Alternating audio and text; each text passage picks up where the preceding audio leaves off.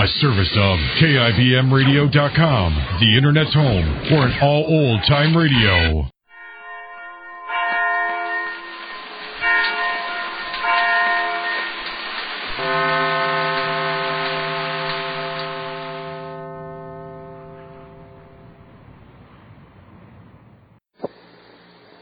Yes, it's the Goldbergs. And now, up goes our curtain on a stirring war-stained melodrama full of villains with dark, dirty looks. And a lovely lady in distress.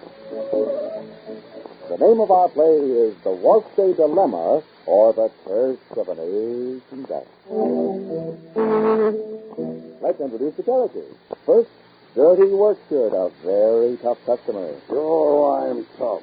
Just try to make me come clean. Second, Streaky Towel, the cause of lots of wash-day trouble. You bet. It's no sense to get me white. And the third wash-day problem, Miss Rayon Slip. I'm warning you. Handle me carefully. And now, the lovely lady who's faced with these three kinds of warp. She might be you. Oh, dear, what'll I do? If I use that strong old soap for the work shirt, it's too hard on those nicer colored washables. And right there, in dashes our hero to the rescue. Yes, ma'am, here's New Does, that new kind of granulated soap that does all three kinds of wash. Does get dirty work shirts clean, streaky towels white, yet it's safe even for pretty rayon undies. What? You mean the same Does that does colored rayons really gets towels white, too? Oh, you bet. Why, you've never seen whiter washers than New Does gives you. Actually, Does get clothes whiter, far whiter than any number of other soaps. But tell me, will it take lots of scrubbing? Not on your life. Why, no soap made gets clothes white easier than New Does. There's no hard scrubbing and no boiling. I never heard of any granulated soap doing so much. Well, just you try New Does. You'll see it's a new kind of granulated soap, not just a new improvement of an old soap. Ask for Does today. It does everything in your wash. And now, the Goldbergs. Well, for once in her life, Molly Goldberg has had the wool pulled over her eyes, and by none other than her husband, Jake. For Jake and Dr. Cater have arranged a little surprise wedding, which Molly suspected and almost caught up. But last night, hearing that Orianne was leaving, it said goodbye to her with perfect calm. And Molly felt that no marriage could possibly be planned without a bride. And Orianne was going away. Is, in fact, on the point of departure at this moment. Orianne is dressed in David's dress. What are you going to do, Ma? I'm talking to you. Ma, I'm thinking. Don't think, Ma. There's no time to think. The train leaves soon. The train that Orianne says she's leaving on. Rosalie, please, I'm nervous. Don't make me more hurt. Ma, tell her that you think that What can I tell her? Tell her that you think. What did I think, Rosalie? What do you think, Ma? You said that I said. What did I say, Rosalie? I said that I had to reach out and unsaid. What did I say? I said that Papa and Dr. Cater Sr. and Junior and family was planning a surprise wedding. Well, tell her. But now, Rosalie, now I'm not positively sure. Why not? Because why didn't Papa or Dr. Cater or somebody say something to me when I said Orianne was leaving? Not one word, no? Everybody said goodbye like nothing was. So why didn't they take me into their confidence? If Orianne goes, then she's gone. And then if they were so willing for her to go, then maybe I'm more certain about the whole thing. But even if you are, Ma, tell Orianne just what you think. If she can take a later train. I asked her already to take a later train. But didn't you tell her why you wanted her to take a later train? Oh, please, it should be so betwixt and so between. To be so betwixt and so between. To be deep in the middle of the devil and the sea. And is this way I turn, I'm threaded. And is this way I do, I'm threaded.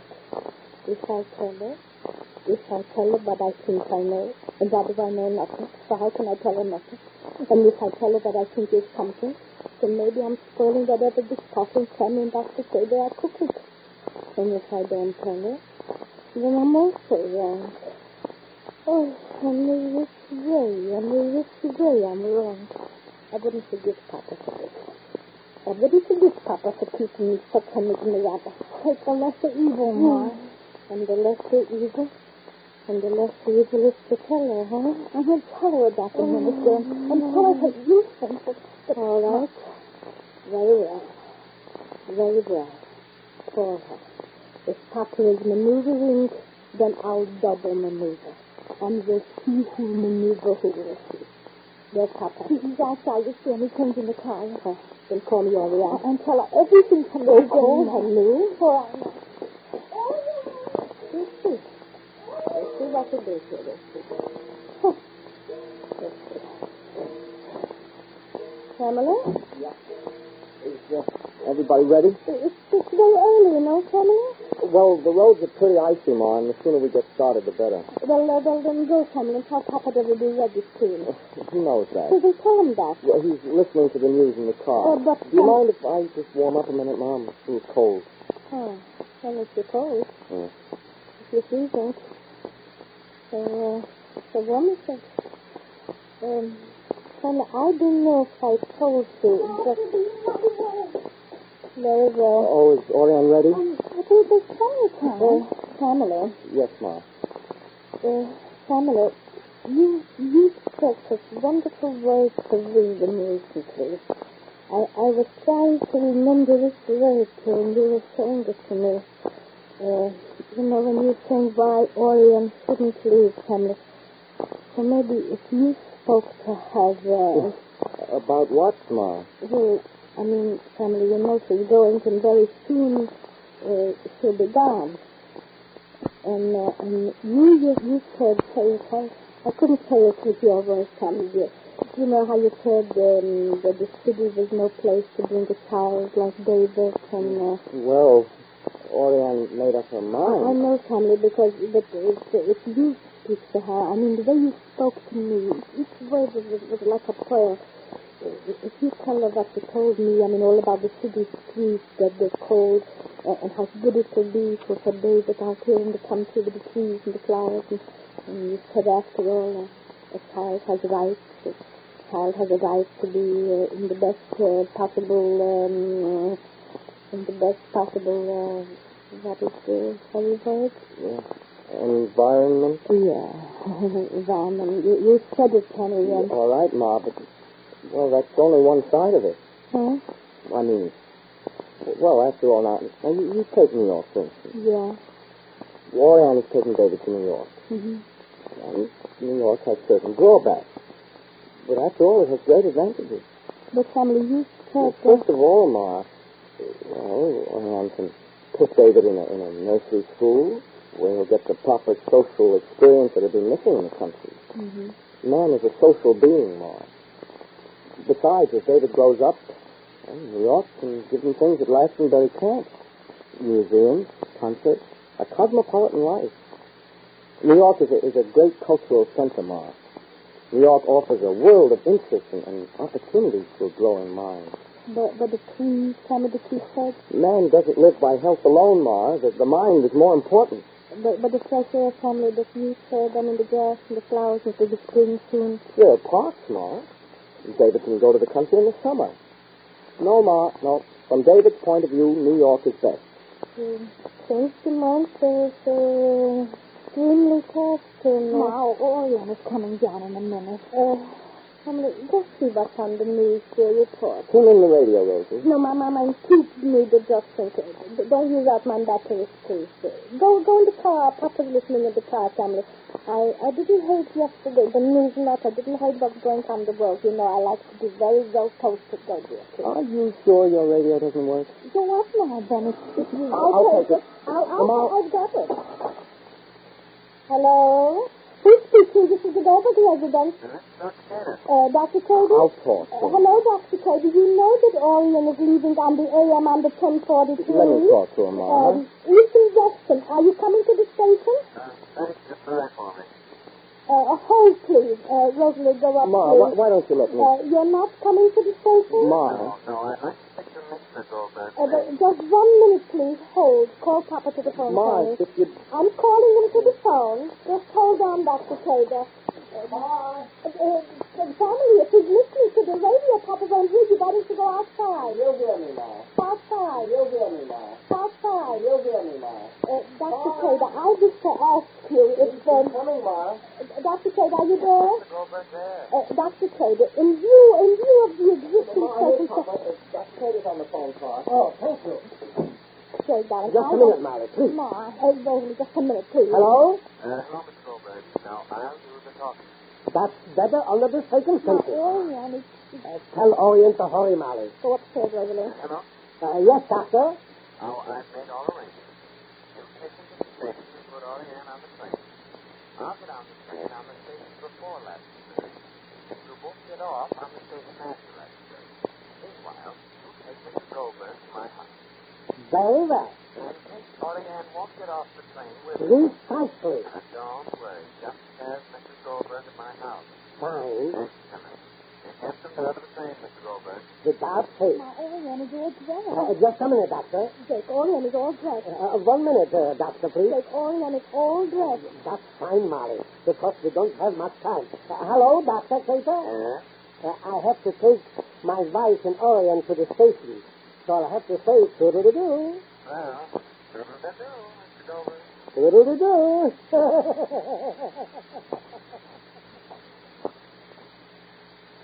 So Chris's plan is operating without a hitch. And Orianne, heartbroken, is preparing to leave Glastonbury and Chris for good. Will the plan work as intended, or can Molly find a hitch in the works? You know, whenever I hear you ladies say you hate to wash dishes, I figure it's the fault of those old-fashioned halfway soaps. Yes, indeed. You're either using a bar soap that only does a halfway job because it doesn't give you real speed, or else you're using a tough granulated soap that's short on gentleness to your hands. But there's none of this halfway business when you use new dyes. No, indeed. That new kind of granulated soap does everything in your wash, and it has everything for dishes, too, from whirlwind speed to extra gentleness to your hands. Just your hands will come out of the dish pan feeling beautifully smooth and soft. Actually, it does it far safer for your hands than any other leading granulated laundry soap. Yet, no soap made speeds through dishes faster than does. It cuts even tough roasting pan grease without any hard scouring. Remember, you can tell by the suds how different Does is. So try it today. Does has everything for dishes. And be sure to listen to the next episode of The Goldbergs, written for you by Gertrude Berg. Next time, the railroad station finds itself involved in a strategy which would put even a major general to shame. Be sure to listen. This is James Fleming wishing you a good day for Procter & Gamble, makers of Does, the new kind of granulated soap for all three kinds of wash.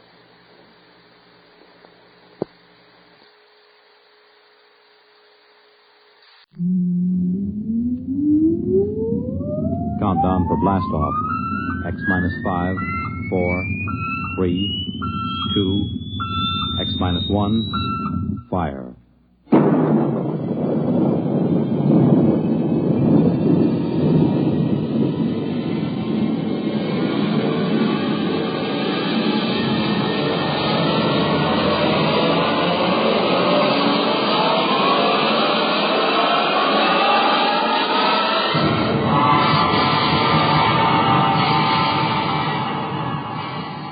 From the far horizons of the unknown come transcribed tales of new dimensions in time and space. These are stories of the future, adventures in which you'll live in a million, could be years, on 1,000 maybe worlds. The National Broadcasting Company, in cooperation with Galaxy Science Fiction Magazine, presents X minus 1.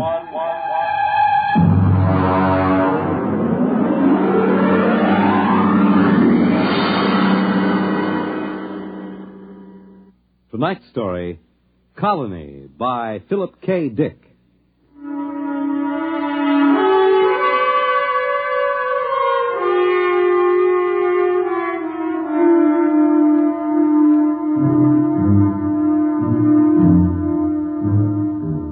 The existence of Planet Blue, the fourth in orbit around a G-type sun somewhere in the Aldebaran sector, was predicted by spectroscopic analysis and spatio-mathematic equations some 50 years before an exploring mission was dispatched to it. The research team, under Commander Stella Morrison of the Colonial Administration, went into orbit around Planet Blue at 0700 Standard Sidereal Time. Authorized procedures were followed. Aerial photography completed, Commander. Anything show on the plates? Well, Masterson was suspicious of these lines towards the poles, but the angles seemed to be coincidence. They're not artifacts. Glacial faults. Geological survey reports no volcanism. Mm-hmm. The launch is back. Dodge has a landing site pinpointed. Preliminary atmospheric tests look good. There's a 0.7 bulge in oxygen, but it's just enough to make you feel good. Looks like an open-air job. No pressure suits or condenser masks. Well, that's precisely what they thought on Centauri 1. And the whole expedition was wiped out by spores. Of course, I was assuming a favorable biocheck. Mm-hmm. Preliminary photographic survey, Mr. Wood. Thank you, Dodge. Do you want them played back here? We haven't transcribed the tape. If you please, Lieutenant. 393. Al, pipe the photo tapes up here on 324. Looks like a green world, all right. Punch up the tape, if you please, Lieutenant.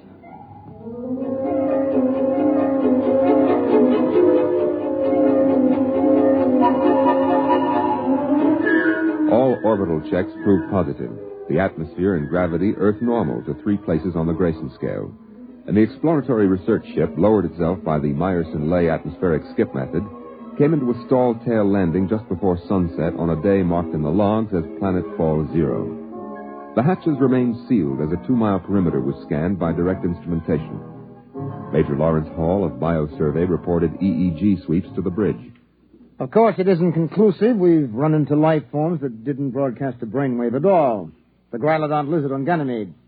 Skull acted as an effective shielding due to a heavy lead constituent in the body chemistry. Major Hall, I am not interested in a lecture on extraterrestrial zoology. Is there or is there not life within the range of your instruments? I'm sorry, Stella. The readings show no electrical brain activity whatsoever, and that covers life down to the level of invertebrates. There may be a few worms turning out there, and unless they are thinking awfully hard about something, we wouldn't pick them up. Well, thank you. I want preliminary drones out for sampling. How long do you think that will take?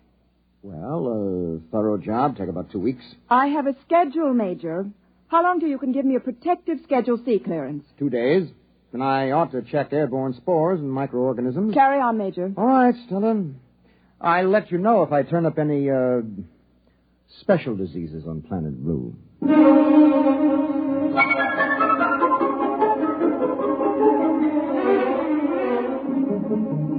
Drone sample missiles were dispatched at sunrise.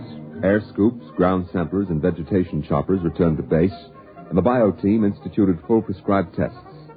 Immediately identifiable airborne dangers were ruled out. Outside of the possible allergenic action of pollens, Planet Blue was ruled safe for normal exploratory procedures, and the real work of the survey was gotten underway. Here's the morning report, Commander. 4 in sick bay, 3 ordered to light duty. What happened? Well, last night was liquor ration. Oh. Survey teams out in the field. Bio crew under Major Hall. Agronomy, ecological, geological, and deep map teams out. Any reports back? Deep map seems to think there's petroleum over to the north, and agronomy reports if you dropped a seed in this soil, you'd have to jump back to keep from being knocked over by the plant. Sounds pretty good. Commander, Blue is about as likely a spot for colonization as has been turned up since Harvey's planted in 27. Well, they'll be glad to hear that in Central. How long do you think until we can send back a clearance? I've checked with department chiefs. They all estimate about 2 or 3 days more until they're satisfied. All except Bio. Why is Major Hall dragging his feet? I don't know. Well, find out. And in the meantime, I'm going to call a staff meeting. Every day we can save on our report is important. If Blue is suitable for colonization, I don't want to waste a minute.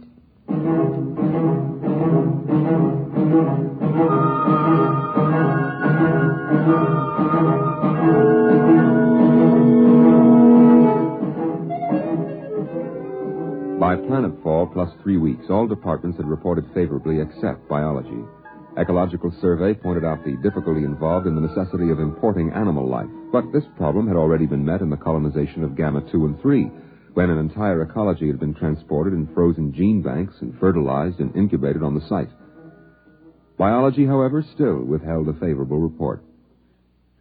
Look, Larry. What is the secret, Stella? Cold formality on the bridge and Larry when you're in my lab? Well, I'm serious. Well, I've just gotten an official query from Central. They want to fish or cut bait on Blue. Your department is the only one holding it up. We're 2 weeks behind schedule. And the first colony on Vishnu was right on schedule, and 7,000 died of green spot. That was before the full biocheck technique was worked out. My dear, do you know how many different microorganisms there are in a cup full of dirt? I'm not a freshman student of biology. Oh, dear.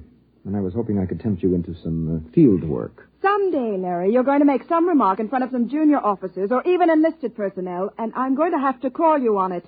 Afraid for your dignity, my dear? Look, I'm in charge of this expedition. My dignity happens to be a function of command, and as such, it's a survival factor. Ah, well, then you had better take it easy at officers' mess. You know, I saw 2 biomates watching you, climbing the ladder to the bridge. Do you know what their affectionate name for you is? Major Hall. I'm serious. I want a bio clearance as soon as possible. And you will get it. As soon as possible. And when will that be? When I'm satisfied. Are the bugs here so dangerous that you're afraid of them? No, on the contrary. We had yet to find a harmful life form. Well, you didn't report that. If there are no harmful life No forms... lice.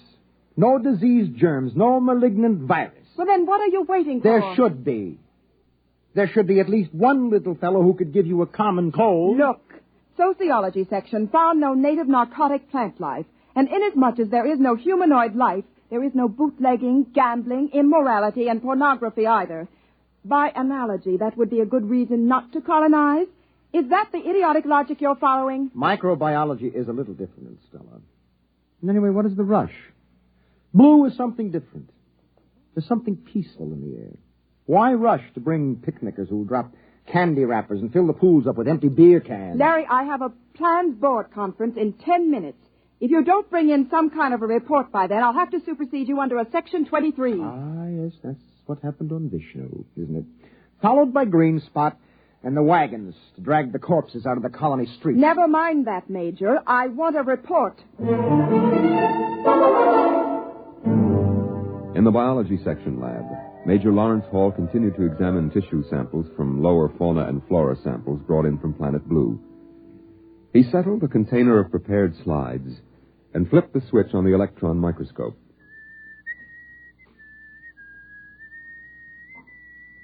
Major Hall slid the first slide on the stage of the microscope and adjusted the focus knob. Come on. Huh, there you are. All right, come on, kid, eat something. The microorganisms, a form of rotifer, displayed none of the characteristics of ferocity and aggression which were normal on several dozen other planets. Presently, however, Major Hall stopped whistling. Inasmuch as the 2 eyepieces of his microscope twisted suddenly around his windpipe and started to strangle him. Ooh. Hall tore it, but they dug relentlessly into his throat, steel prongs closing like the claws of a cat. With a convulsive effort, he managed to break free and fling the microscope from him. Oh, that's crazy. It's gonna let go of my leg. He kicked the microscope loose and drew his blaster. As the microscope scuttled away, rolling on its coarse adjustment knobs, he fired. The microscope disappeared in a cloud of metallic particles. The plans board of the research team was assembled in the officer's library. Commander Stella Morrison was outlining plans on a detailed aerial survey map. This long, flat area is ideal for the actual city. It has an adequate watershed in the hills here, and weather conditions vary sufficiently to give the settlers something to talk about. There are large deposits of various minerals. The colonists can set up their own factories. They won't have to do any importing. Over here is the biggest forest on the planet. If they have any sense, they'll leave us, but if they want to make newspapers out of it, that's not our concern. Now, all reports are in, except bio, and I think that before long we'll be getting... Stella! Major Hall, may I remind you that when the consul is in session, no one is permitted to interrupt... Come to my lab. Look, Hall, if you're not feeling well, you look a little sick. Yes, well, I should be. My microscope just tried to strangle me. Oh? Oh, I see. They almost got me, but I blasted it. But that's not the worst. It isn't? No. The microscope is still there. After I blasted it, I found it under the lab bench, untouched. Look, Major, you sure you don't need a psych test? Well, I don't know. I suppose it does sound a little... You look post-trauma to me. Huh? Oh. Maybe you're right. Well, I'm sorry. I'm sorry. Commander. Put Major Hall on psycho report. I think we'll have to proceed to order colonization here without him.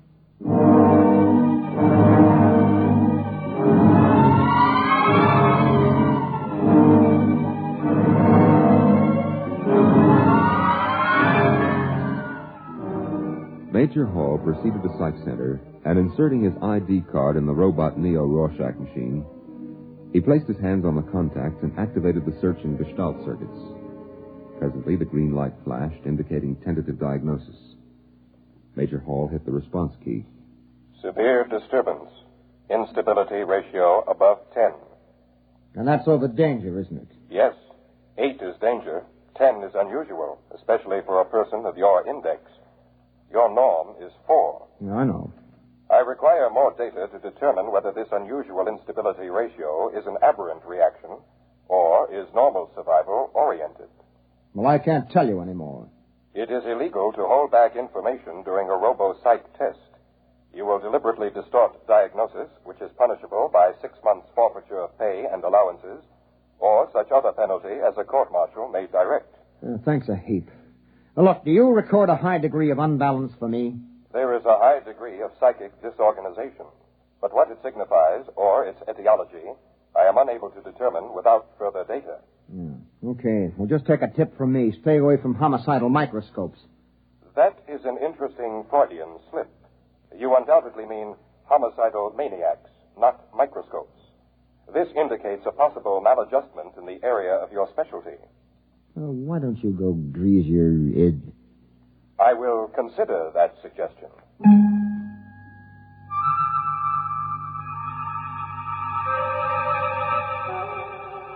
Major Hall returned to the biosection lab and tested the atmosphere near the place where he had fired his blast gun at the microscope. The analysis showed a high density of metallic particles colloidally suspended in the air. In a state of confusion, with an emotional distress quotient of at least 0.742, he stripped off his uniform and entered the shower.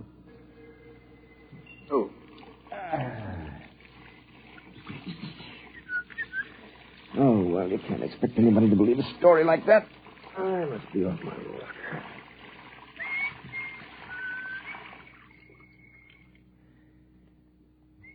Major Hall stepped out of the shower, reached for one of the towels on the rack. The towel wrapped around his head and yanked him against the wall. Rough cloth pressed over his mouth and nose. He fought wildly, pulling away. All at once, the towel let go. Major Hall crawled out of the shower and proceeded to dress. His belt, heavy canvas with reinforced metal links, tried to get him around the waist and crush him. The belt, being a heavy-duty issue, was strong, and they rolled on the floor until Hall was able to reach his blaster. He threw himself down in a chair to regain his breath. The arms of the chair started to close around him, but this time he was ready.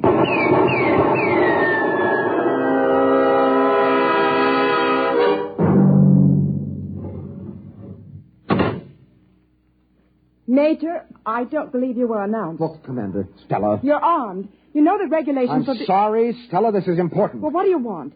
I have a report here from the robo-psych tester. It says you've hit a ratio of 10 within the last 24-hour period. We've known each other for a long time. Larry, what's happening to Stella, you? I told you. A little while ago, my microscope tried to strangle me. Then when I was getting out of the shower, a bath towel tried to smother me. I got by that. And while I was dressing, my belt... Wood, in here on the double. And I finally blasted that. And then an armchair besides. Yes, Commander. Stand by a moment. Stella, will you listen to me? This is serious. Ordinary objects suddenly turning lethal. Maybe this is what we've been looking for. Maybe this is... Your microscope tried to kill you? I told you, its stems got me here around the windpipe. No one else saw this happen? No. I blasted it, and then I found it again, perfectly all right. I see. Wood. Yes, ma'am. Get 2 guards and take Major Hall down to Captain Taylor in sick bay. Have him confined until he can be sent back to Terra for examination. Listen, Stella... Sorry, Major. You can't prove this story, and we'll just have to assume it's a psychotic projection on your part. And we can't afford to have any psychotics running around loose on this planet. Wood, carry on.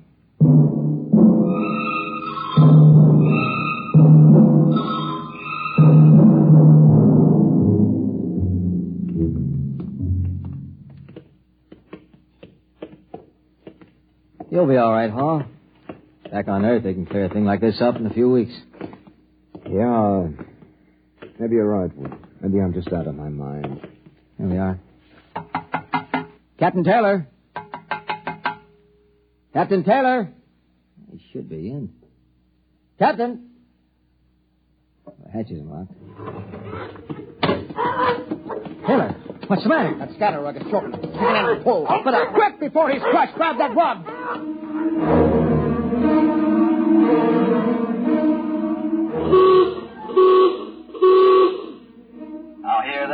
Now hear this. General alarm. General alarm. Emergency stations. Emergency stations. Condition red. Sidearms will be issued to all personnel. General alarm.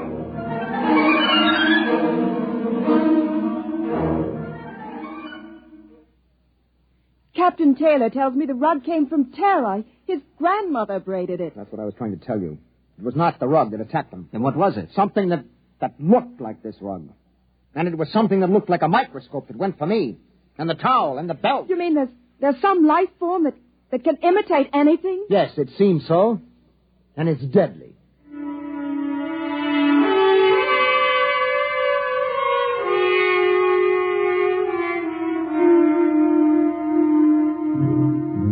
Hey, Charlie, general alarm.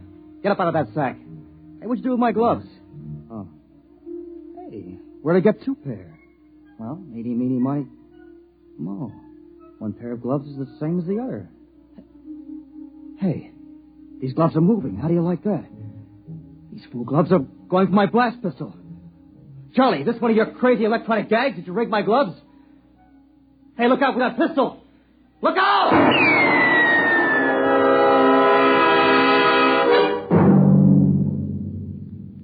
Commander, there's another casualty.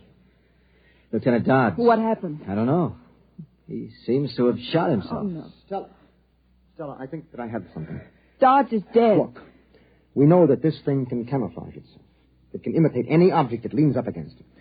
All right, now, listen to this. Larry, we've got This is the answer. It's a tape from Captain Galt. He was out on bio-survey. He had a float mic on. He was talking to the operator at base. Now, listen to this.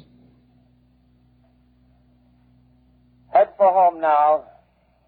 What's this emergency about? Hourglass Stella having hysterics? That's funny. Could swear I parked my bucket over by those trees. Well, it's here anyway. Heat up some coffee for me. I'll be in a couple. Yeah, that's funny. There's another bucket over by the trees. Where'd this one come from? Let me out. The thing's stuck. It's folding up around me. Joe, get a squad out here. Joe, acid. I can't get out. It's digestive fluid. Get somebody out here before. His transmission just stopped. All right, now we're up against some organic form of life, and there should be some way to destroy it. We've already blasted a few, but we don't know how many more there are. Maybe it's an infinitely divisible substance, some kind of protoplasm. We've had over 12 casualties reported, and there's still 5 teams out in the field. All right, it's a lethal life form. Now, that explains why we found everything else harmless. Nothing could compete with this. We have mimic plants of our own, the twisty slug on Venus, but nothing that goes this far. It can be killed, though. You said that yourself. If it can be found. You can't tell. Clothes, rugs, drapes, chairs. We can't tell which is which. We've got to try to find some poison, some spray that will destroy them wholesale. Oh, no. What's the matter? In the corner. I never noticed 2 briefcases over there before. There was only one, I think. How are we going to know? Shortly after the final casualty report of 30 dead and 12 wounded, Major Hall sealed off the bio quarters and moved in with a team from Chem Section, all dressed in corrosive-resistant suits. And I'll make sure that you've got a tight seal on the neck joint. What are you going to do, Major? I've got a combination of hydrogen and arsenic under pressure, arsine gas. That'll give us an idea of how much they've infiltrated. Arsine is deadly to humans, so check your helmets. Now, Sergeant, I don't want any panic blasting. Arsine is inflammable. All right. Release the valve.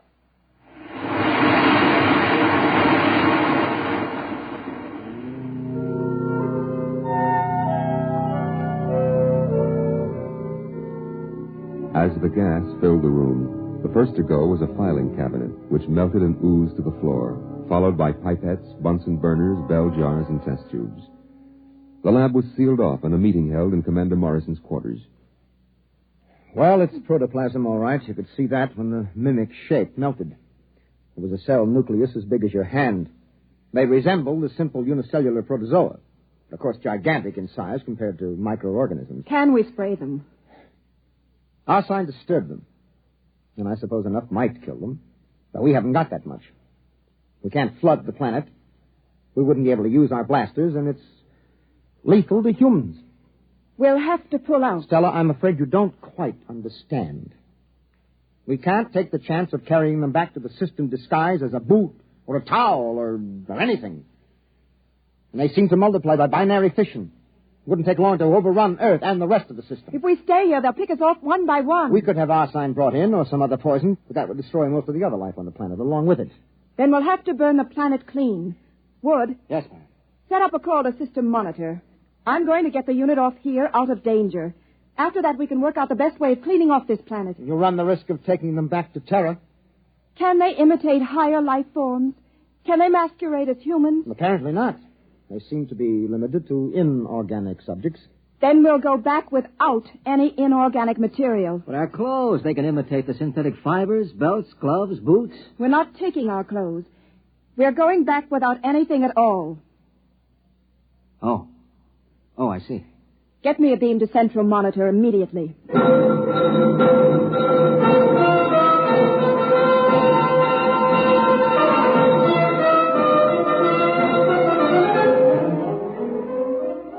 The nearest cruiser was 2 light hours away, Captain Daniel Davis commanding. Tight beam communication was established after coordinates were flashed from central monitor.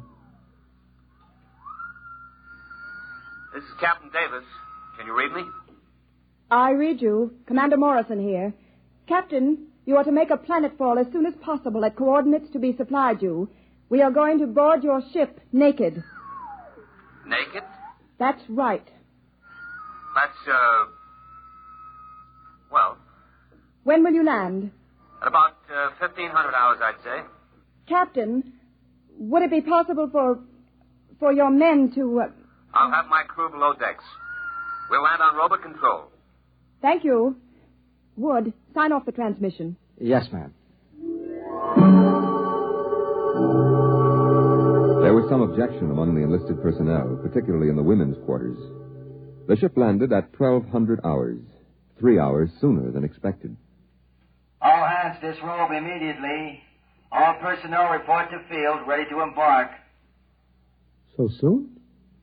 I didn't hear the ship land. It's there, all right. We'd better go. Larry. Mm-hmm. Larry, you go ahead. I'd rather get ready alone.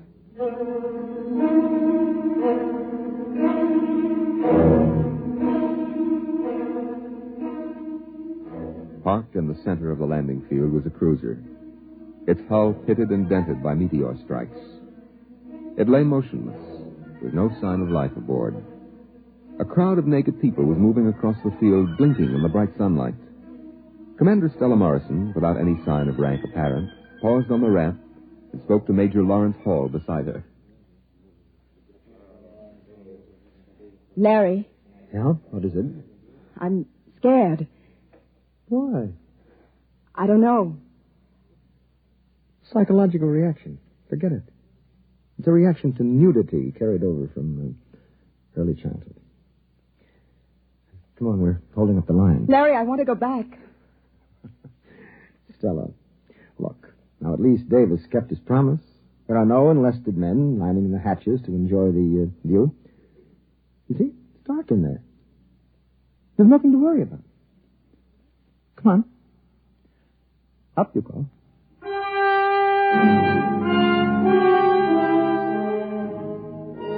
The last of the research team filed into the interior of the ship. and the hatch closed behind them. At exactly 1500 hours, Captain Daniel Davis landed his ship in the center of the field. Automatic relays opened the main lock hatch and lowered the ramp. Davis and his staff sat in the control cabin waiting. Oh, how do you like that? Where are they? Well, maybe the whole fool thing is a joke. We've waited an hour already. They waited. And waited. But no one came.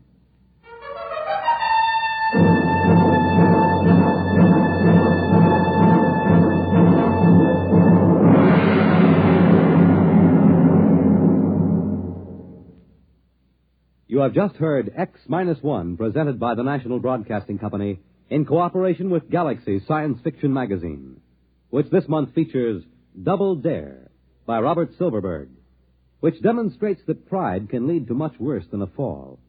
It can put a man out on a limb and keep him there. Galaxy Magazine, on your newsstand today. Tonight, by transcription, X-1 has brought you Colony, a story from the pages of Galaxy written by Philip K. Dick and adapted for radio by Ernest Kenoy. Featured in the cast were Frederica Chandler, John Larkin, James Stevens, Larry Robinson, Bill Quinn, and Alan Bergman. Your narrator was Norman Rose. Your announcer, Fred Collins. X-1 was directed by Daniel Sutter and is an NBC Radio Network production.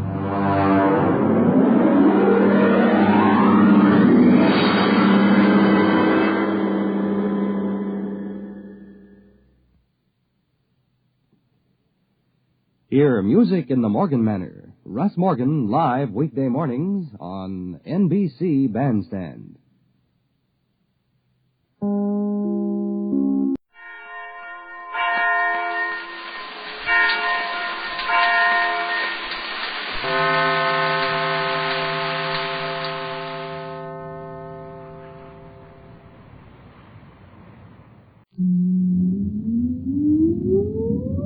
Countdown for blast off.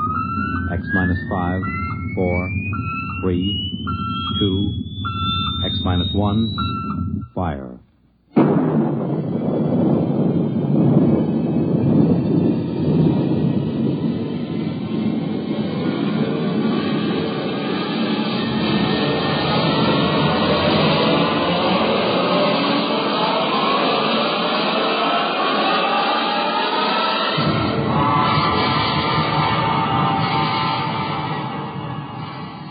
From the far horizons of the unknown come transcribed tales of new dimensions in time and space.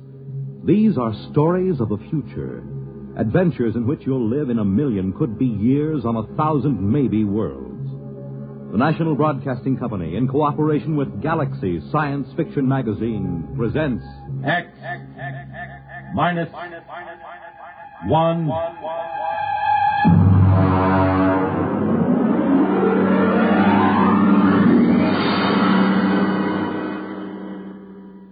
Tonight's story, Soldier Boy, by Michael Shera.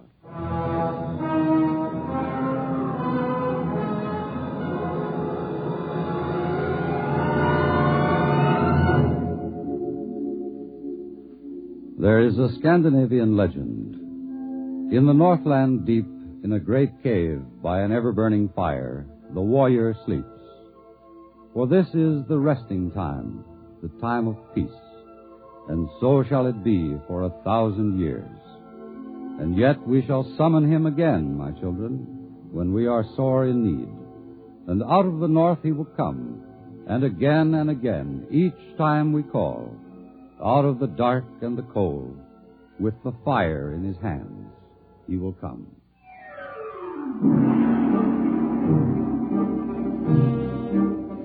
I was off duty when the call came to report. I was off duty and out of uniform. As a matter of fact, I was in a bar, drunk. Bossio had just spilled a beer over me. I cussed him out, and when I looked up, there was a shore patrol standing over me. Captain Dillon? Well, where did they find you, Buster? Did you flunk out of high school or get into a fight with your father and run away from home? Captain Dillon, I have a message for you. Well. Look, Bossio, this is humanity's finest. He has joined the service to protect home and hearth against the savage aliens. Touching, Dillon, touching. Are you Lieutenant Basio? I have a message for you, too. Have a drink, kid. No, thank you, sir. Well, listen to that, sir, Basio. This kid has got morale. It's a fact, Dillon. He's crawling with it. Sure, I haven't heard morale like that since the Second Martian Revolt in 23. Boy, don't you know that the armed service is a scrap heap? Do not use the best iron to make nails or the best men to make soldiers. Old Chinese proverb. I didn't raise my boy to be a soldier. Ancient folk song. Please, Captain, Lieutenant, I'm just doing what they told me to. I'm supposed to tell you to report to division headquarters. Uh-huh. And they told you to try every bar on the strip and you'd be sure to run into us, huh? Yes, sir. Those were Colonel Swift's orders. A good commander. He knows the whereabouts of his troops. All right, Basio, drink up. Let's go. Duty calls.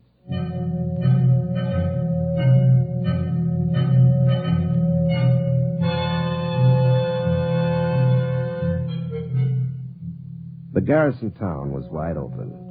The street was lined with saloons, gambling houses, and whatever. They cleaned up this sort of thing on Earth and every colony in the solar system and beyond, but they let them stay near the Army bases, mostly because they knew there'd been 500 years of peace, and the men that sifted down into the Army were not quite the best adjusted of human beings.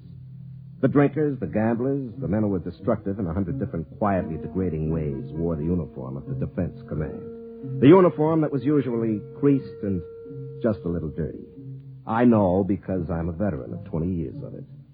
Not a veteran of any wars nor any fighting except in some saloon on payday, but a survivor of garrison life, of chasing smugglers and rally catching them. The colonel was fat and sweaty, and as a gesture to military discipline, he chased a frowsy blonde out of the office before he spoke to us. Sit down, Dillon. Have you ever heard of Lupus 5? No. It's out on the rim on a 360 vertical sector. They were wiped out a year ago. Disease? Aliens. A mail ship found it. By the time they called the Army in, almost 6 months had gone by. There were 70 colonists. 31 were dead. The rest were missing. All the technical equipment, all radios, guns, machines, even books were gone. The rest of the place was burned over. Only one of the men found something in the ash. As you know, every colony is equipped with a detonator in the main building. And a cobalt bomb buried right in the middle because it's a lot more important to blow a whole village than let some hostile alien learn vital technical facts about human technology and body chemistry. Well, why didn't the bomb blow at Lupus 5? Because the wire was cut. At the heart of the camp, under 12 inches of earth, somebody dug it up and cut it. Who? I don't know. Dillon, we're pulling back, evacuating the rim colonies. There's nothing else to do. No defense possible? After 500 years of peace? Look at you, Dillon. Look at me. And the rest of the Army is about the same. We're pulling out. They're not going to like that out at the rim colonies. If they don't like it, they can wait and be burned by the aliens. We can't protect them. You'll report to the 38th sector. You'll have 10 planets on your route to warn and evacuate. Try and stay sober. Yeah, I'll try. That's all. Get out of here. And send Kitty back in on your way out.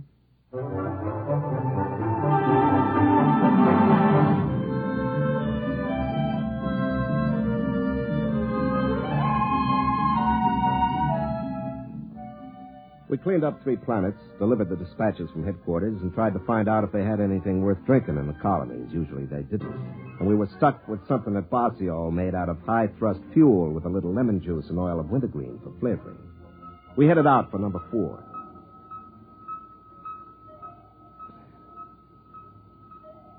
Hey, Dillon. You want another belt? No, not now. I got to feed orbits into this fool computer.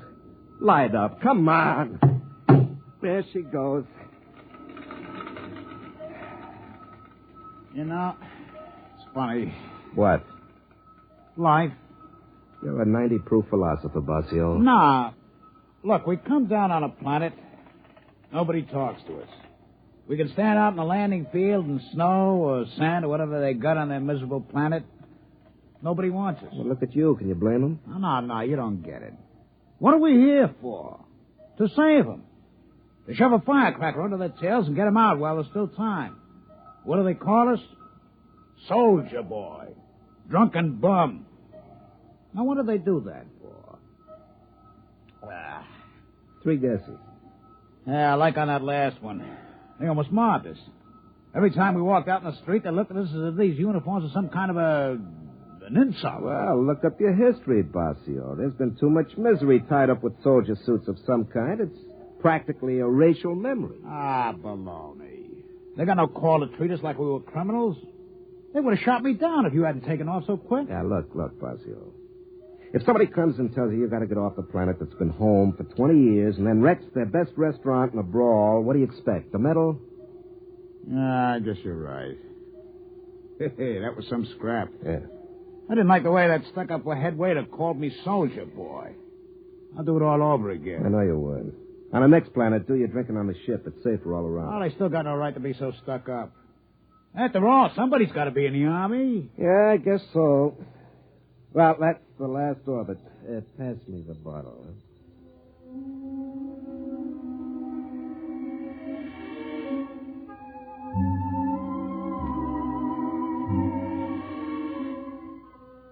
The fourth planet was Norge 1, a big green world about 20% cooler than Earth temperate. They'd heard about the evacuation, and when we sent the scout down on the landing field, there was a crowd gathered. When I opened the hatch, I could smell a wet, heavy breeze that meant snow. It was below freezing, and Army-issue cold weather gear wasn't worth much. I waited out at the edge of the field for 15 minutes, waiting for somebody to take notice of a ship of the United Earth Defense Command. I just stood there in the cold wind with a pint to keep me warm.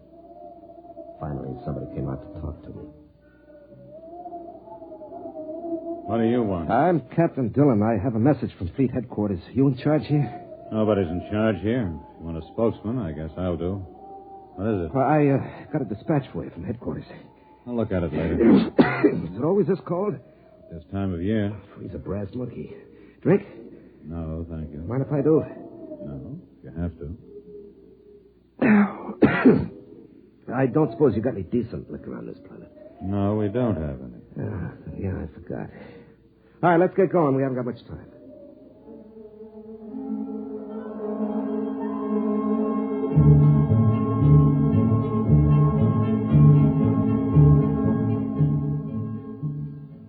They had a meeting at the main warehouse. Russell read the dispatch and the order for evacuation. It took them a long time to understand. They took it pretty well, but then these were pioneers. Pioneers. Before you settle a planet, you boil it and bake it and purge it of possible diseases. Then you step down gingerly and inflate your plastic houses which harden and then become warm and impregnable. You send your machines out to plant and harvest and set up automatic factories to transmute dirt into coffee, and without having lifted a finger, you brave the wilderness, hewed a home out of living rock, and you're a pioneer. Of course, they were angry, and as usual, they'd take it out on me. Now, look here, soldier. This is our planet. This is our home. We demand some protection from the fleet. We've been paying taxes for all of you all these years, and it's about time you earned your keep. Maybe, Mr. Russell, maybe, but there is no fleet. Oh, there are a few hundred half-shot old tubs that were obsolete before you were born, and there are 4 or 5 new jobs for the brass and the government, but that's all the fleet there is. Now, look, it's 10:30 now, and those aliens might be coming in at any time for all we know, so we'd better get going. Lieutenant Basio has gone on to the sister colony at Planet 2 of this system. He'll return to pick me up by nightfall, and I've been instructed to have you gone by then.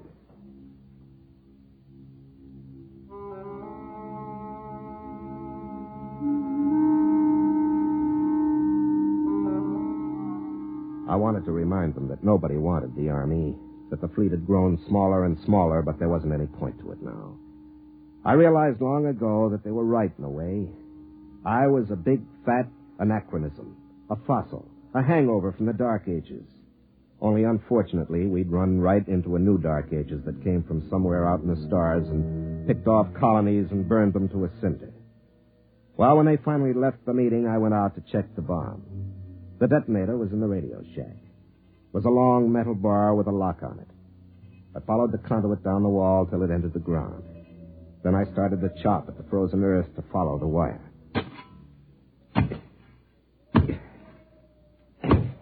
Captain Dillon. Yeah?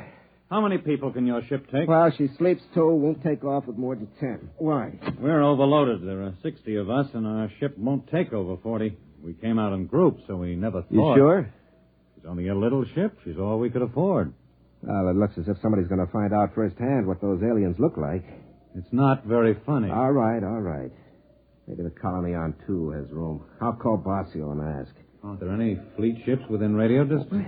Look, the fleet is spread out kind of thin nowadays. Yeah. Here it is. What's that? That's your wire from the detonator to the bomb. Somebody dug it up, cut it, and then buried it again and packed it down again real nice. Fool. Who? Well, one of us, of course. I knew nobody ever liked sitting on a live bomb like this, but I never You mean one of your people? Isn't that obvious? Why? Well, they probably thought it was too dangerous, like most government rules. Maybe one of the kids. No. There was a bomb wire cut on Lupus 5 just before the alien attack. Maybe an animal? No, no animal did that. Some coincidence, huh? The wire at Lupus 5 was cut just about before an alien attack. Now, this one was cut, too, newly cut. So something knew enough about this camp to know that a bomb was buried here and also to know why it was. Something didn't want the camp destroyed, so it came into the middle, traced the wire, dug it up, and cut it, and then walked right out again. What'll we do? Pass out your guns. Try not to scare them. I'll be with you as soon as I splice this wire.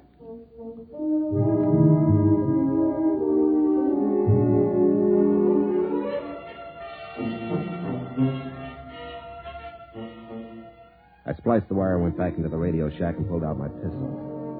I checked it and primed it and tried to remember the last time I'd fired it. The snow began falling near noon. By 1 o'clock, the visibility was down to 0. I tried to contact Basio to tell him to hurry. He didn't answer. I figured he was probably drunk or sleeping it off. I suppose I should have been out organizing some kind of defense, inspiring everybody with grim, lantern-jawed courage. But as a matter of fact, my jaw is somewhat slack, and I'm not strong on courage. So I took a belt from the bottle and considered things. The tension was beginning to get me. After 20 years of hanging around and playing like the town drunk, a man can't be expected to rush out and plug the breach just like that. You have to work up to these things gradually. I suppose there was something to me originally, but I lost it. I lost it in 20 years of idiotic garrison spit and polish in saloons and the icy looks and choice words that civilians save for peacetime soldiers. I had half the bottle killed when Rosso came back to see me. Captain, I just can't make any sense of this. Who cut that wire? Well, as far as I can figure, an alien cut it. No, there haven't been any aliens or any peculiar animals near this camp. We've got planet-wide radar, and there have been no unidentified ships since the first landing a year ago. One of us must have done it. It's the only possible explanation. You mean a traitor? Or a dupe. Maybe the aliens can exert some kind of telepathic control. I can't see it. If they're able to control one, why not all and save half the bother? Now, look, is there any animal that ever comes near here that's as large as a dog? Well, there's a beagle. It's like a monkey with 4 legs. We shoot them now and then when they get into the crops. We're going to post sentries. Do you want to place them? Well, you know this site better than I do. Post them in a ring within calling distance, huh? Dylan, what are they like, the aliens? Do you know? No, I don't think anybody does. We don't know what they look like, or what they think like, or where they come from. Do you think they've landed yet? Don't know. With this snow coming down, they could be out there in the woods right now, and we'd never know.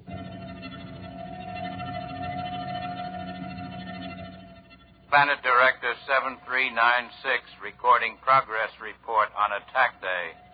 Physical situation excellent. Headquarters bunker 10 feet underground. Electrical heating apparatus running smoothly. View screens operating. Human colonists' activity not according to pattern. 8 humans have taken up watch positions on the perimeter of the colony. Original plan was for attack at night, but presence of Earth vessel dictates change in plans. The humans move quickly. They might be gone by nightfall. It would be necessary to disable their ship, proceeding on this alternate plan.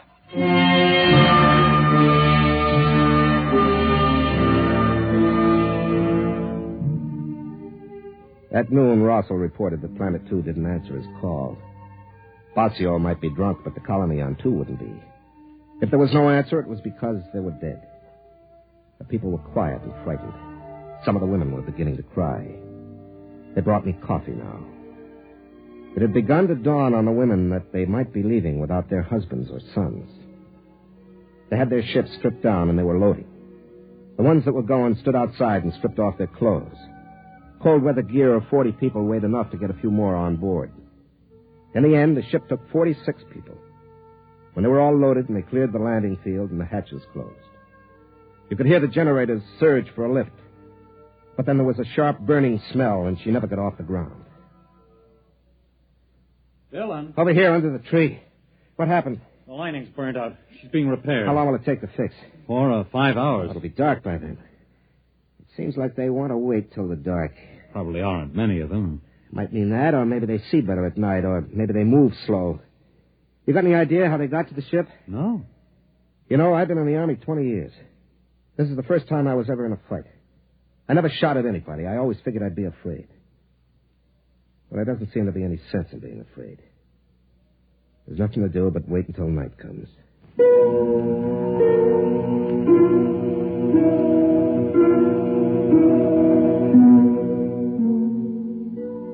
I sat there thinking of Basio. He was dead. There wasn't much doubt of that. Probably died dead drunk and not giving a solitary hoot. I stared out into the snow and thought the same thought over and over. Basio is dead. Basio is dead. In all this dog-eared, ape-run universe, he was about the only friend I had, and so naturally he was dead. Dead because he tried to come out here to help these people. People who cursed him and called him a drunk, which he was, and a brawler, which he was when somebody crossed him. But he was the one who came to help. And in short time, I'd be staying behind so that some colonist could jam himself aboard my ship and lift out to safety. And I'd die to save somebody I didn't even know. Somebody who 24 hours before would be ashamed to be found in my company. They'd come to an army for help too late. An army like me, sodden and not knowing whether they can fight or not. Dylan. What? Over there at the edge of the woods. Something moving. You can see it through the snow. Look out. How far do you make it to that tree? About 50 yards. 50 yards. There it is, you see, by the bush. 50 yards, no wind, half charge. I have a feeling I'm forgetting something. Well, here goes. You got it! Get down. Maybe more of them. Wait and see. I saw it clear when it jumped. It was one of those monkeys. Maybe. We'll see.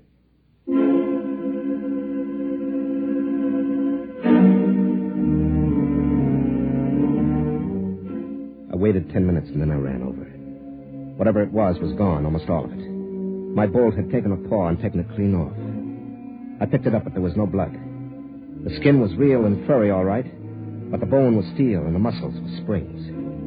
It wasn't any four-legged monkey. It was a robot.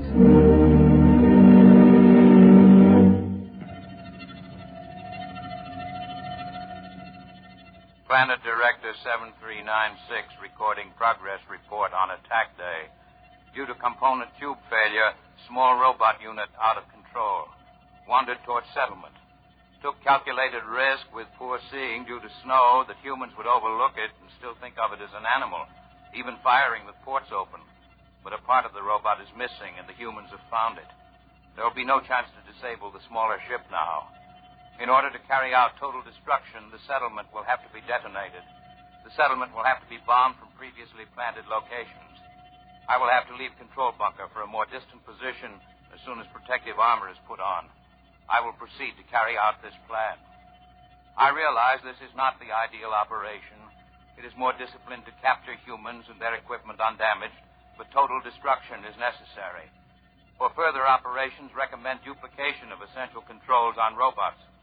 The procedure of planting them on worlds before colonization by humans in the shape of local animals demands perfect operation when attack day arrives, or the resident director planted at the same time on each world will be unable to carry through attack plans. Now leaving bunker.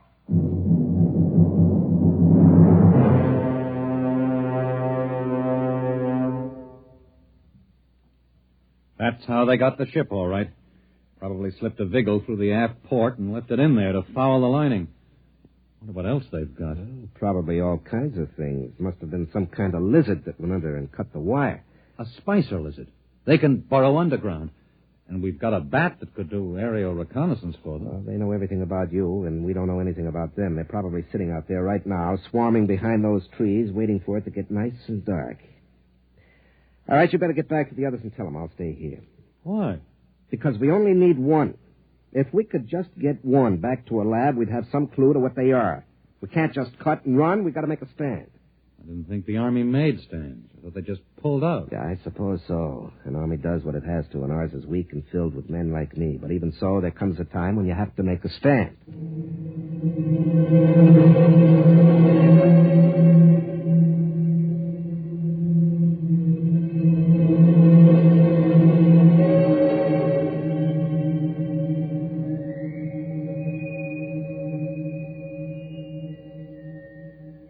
I stayed out there in the snow.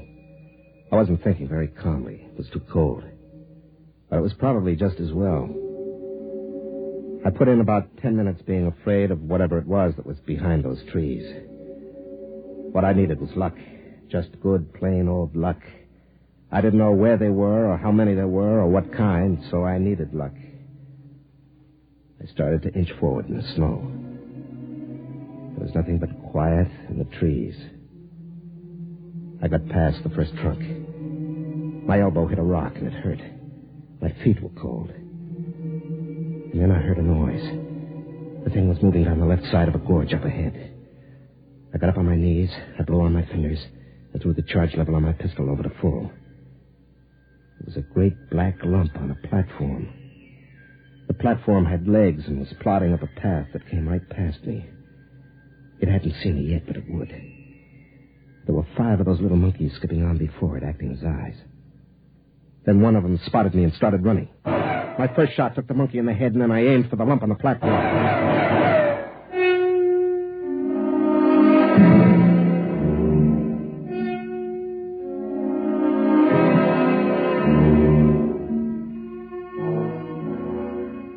They got one blast off before I hit anything vital. It burned across my shoulder. My shirt charred. Felt as if I'd been hit in the arm with an axe. Nothing else moved. The monkeys were stiff like statues, and the platform was on its side. Through a hole in the black lump, something gray and soft was oozing out. I looked around and saw the robots frozen, and I realized I'd got them. I'd hit the guide, the alien who was directing the robots. I kicked at it with my foot. It was too big and heavy to carry. I'd have to send someone back for it. But I wanted to take something, so I grabbed one of the monkeys by his stiff, jutting arm and began to drag it back to the village. We put the alien in a freeze tank and shipped it back to Earth. They learned a lot in the lab, but out there in the colony, we learned a lot more. We learned that man wasn't born to live out his days at home by the fire. In the wee black corner of space which man had taken for his own, other men were learning. And the snow fell in the planet's world, and when it was spring, where I had fought, men were already leaping back out to the stars.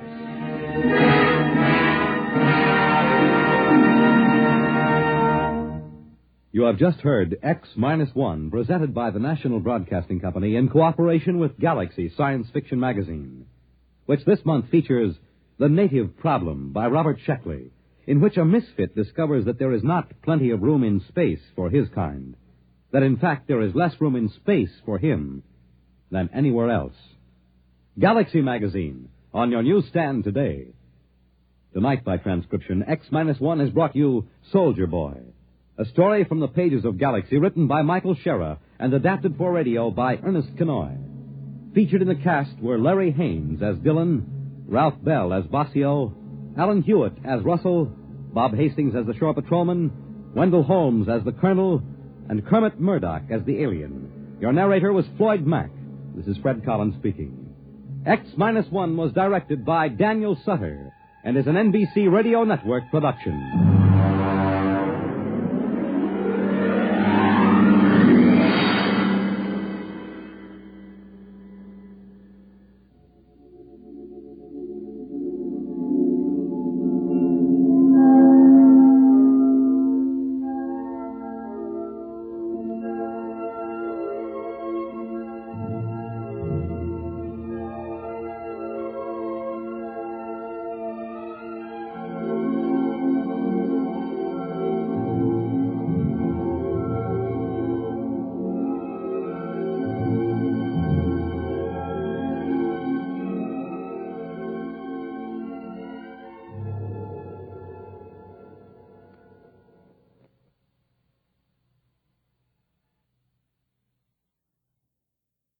One of the best, one of the most popular programs on radio. That's You Bet Your Life with Groucho Marx. And here's a reminder. Now Groucho can be heard on Saturdays, and he's on at a time when every member of the family, from Junior to Grandpa, can join in the laughter that goes with each question and answer session. A new day, a new hour, but the very same fun and good times that have made Groucho and You Bet Your Life so popular throughout the years. Have you ever met a hamburger king or an earthworm farmer or a famous beauty contest winner? Well, these are some of those who have appeared as Groucho's guests. Who will be his guests tomorrow? Well, that's a secret, but you can bet your life they'll be full of fun and surprises. Have you ever heard Groucho sing his classic Captain Spaulding or throw a romantic line at a pretty girl? Well, listen in and you'll find out. Hear music in the Morgan manner. Russ Morgan, live, weekday mornings on NBC Bandstand.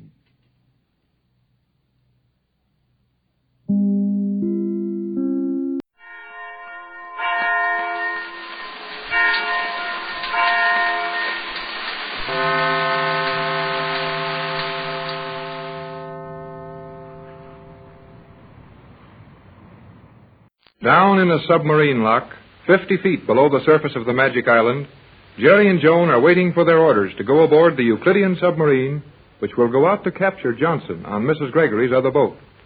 G-47, powerful leader of the group of scientists on the island, has demanded that Jerry and Joan go with the submarine as a guarantee that Captain Bradford will not attempt anything to interfere with the safety of the underwater vessel.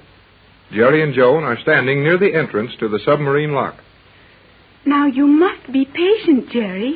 Gee whiz, patient? Do you know we've been standing here for a half an hour? Isn't that better, Jerry? Better than what? Better than having spent the half hour in the submarine and being a half hour nearer to capturing your friend Johnson's boat. Yeah, Joan, you're right. Oh, you're always right. And it gets my goat to have a girl be always right. I will try to be wrong, Jerry, if it will make you feel any better. But it will be very hard for me to be wrong about anything. Oh, is that so? You sure hate yourself, don't you? No, Jerry, I do not hate myself. Why should I? Forget it. Just act like I didn't start it. Now then, we've been standing here a half hour and nothing happened. Can't we even look into the lock and see what it's all about? No, Jerry. We must just stand here and wait. We will be told when we may enter. Oh, golly whiskers, Joan. This thing's getting on my nerves. And I'll bet your mother and Captain Bradford are plenty nervous down there in the yacht, too, worrying about us. You should say up there in the yacht. The yacht is on a higher level than this lock. We're on the floor of the 5th level, 50 feet from the surface of the island. Gee, and the top of the island is 40 or 50 feet below the water level. We're pretty near 100 feet below the water. And that's something else I don't like. What is that, Jerry? Oh, I'm afraid that when we get in that submarine, it'll shoot right up to the surface. And one of those battleships practicing up there will think we're the target and let us have a few rounds. Oh, no danger of that. These Euclidean submarines can travel safely and swiftly at a depth of over 200 feet. Well, it beats me. I don't see how they do it. I think you will see many things, Jerry. The commander is coming. Where? I don't see anybody. The door into the lock is opening slowly. That means the commander is coming down the companionway to the lock and has released the lock mechanism. Who is this commander we're going to take this crazy trip with? I will not know that until I see her. Until you see her? That is what I said. Her? You mean a woman is going to command this submarine? Of course. All the submarines are commanded by women, as nearly all the other mechanism on the island is. What for? Are they short of men on this place? No, but G-47 says the cleverness of the men is needed to design and build these instruments of destruction. A woman is only fit to run them. Boy, oh boy, oh boy. The door is nearly open now, so the commander should be here any moment. Yes. Look, Jerry, here comes the crew. That first guy is big enough to use a submarine for a rowboat. But where's the rest of the crew? The rest? I do not understand, Jerry. He is the crew. That guy? One man? Is the crew of a submarine? Precisely. Don't say that, precisely. Sounds like old G-47. Step aside and let him pass, Jerry. Do not speak to him. Okay. I don't like his looks anyhow. I have orders from G-47 to take you on this voyage, Cleostra. You will enter immediately following the commander and take your orders from her. I understand, SE-1. Is this vacant-faced stripling of the world to accompany us? Is that me? Yes, Jerry. G47 instructed me to keep this man near me at all times. He will serve you when the objective is reached. G47 orders will be carried out. But how this open-mouthed object could serve anyone is not clear to me. Stand by for the commander. Yes, sir. Now, look here, Joan. I've had all I'm going to stand of this. One-man submarine crews floating up to me without a sound and making cracks about me. I'm going to tell... You will do nothing. Remember Captain Bradford's orders. Yeah, I know. And it's only that noiseless paint on everything that makes them seem to be sneaking around the air. But if you forget for a minute, you get the jitters. Stand aside. Make way for the commander. Huh? The commander? That beautiful girl? Yes. Now, quiet. So we are to have the charming Cleostra with us. SE1 will enjoy that. He will probably find some excuse for making your journey anything but pleasant. I am ready, Commander. So I observed. And I have also G47's instructions regarding this ballast. You mean me? As you are the only object in this chamber possessing visibility, but no other apparent useful quality, it should be natural that I referred to you. Say, now you look here. Jerry, say no more. I am sorry, Commander, but this gentleman is not accustomed to our ways. He knows nothing of our activities. Obviously, he knows nothing about anything. G47 prepared me for the meeting with him by saying his intelligence was 0. But it appears now that even the science of mathematics must be overthrown. It is possible to subtract from 0. Say, I'm going to... Silence, fool. You will speak when spoken to. Cleostra? Yes, Commander. You will bring this into the lock. Observation is permitted. Questions are not. I will summon you when ready. G47 is coming to give you a final instruction. Jerry, be calm and keep quiet. You will spoil everything if you are not careful.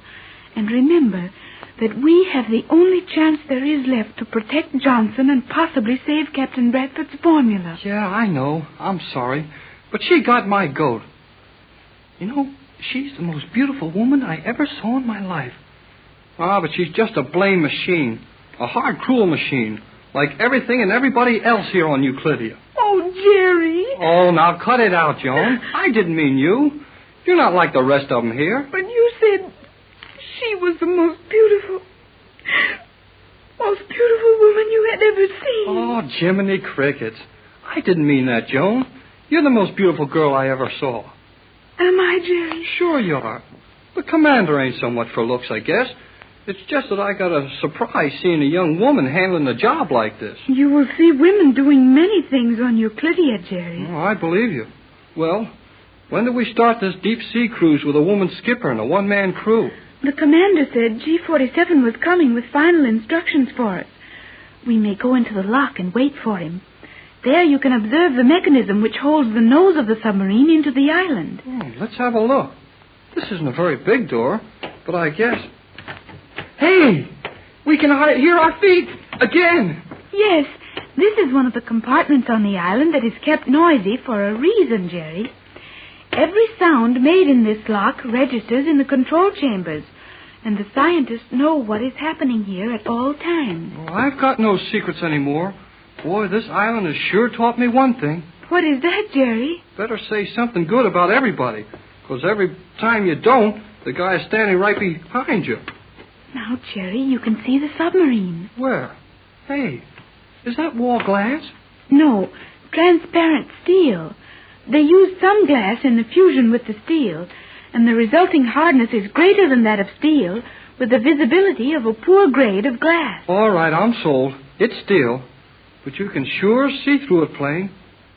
Gee, look at all the fish out there. What a place to study fish from.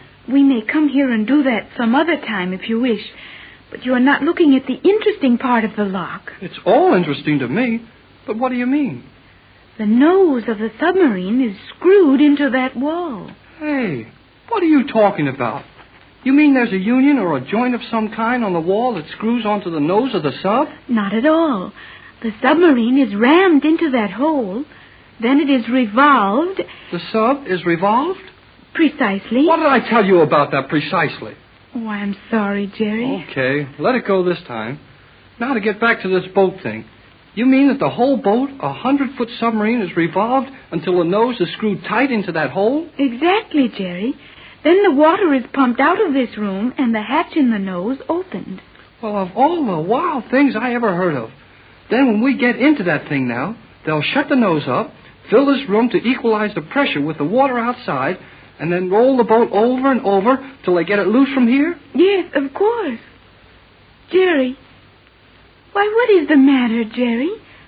You do not look well. Oh, I'm all right, I guess. But it makes me feel kind of funny to think about us being in that boat when they wind it up out of there. There must be 20 or 30 threads around that hole. Are they going to turn that boat over and over 20 times with me inside of it?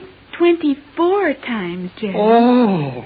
But you will not turn over with the boat. You mean I won't know it when I do? Well, maybe you're right.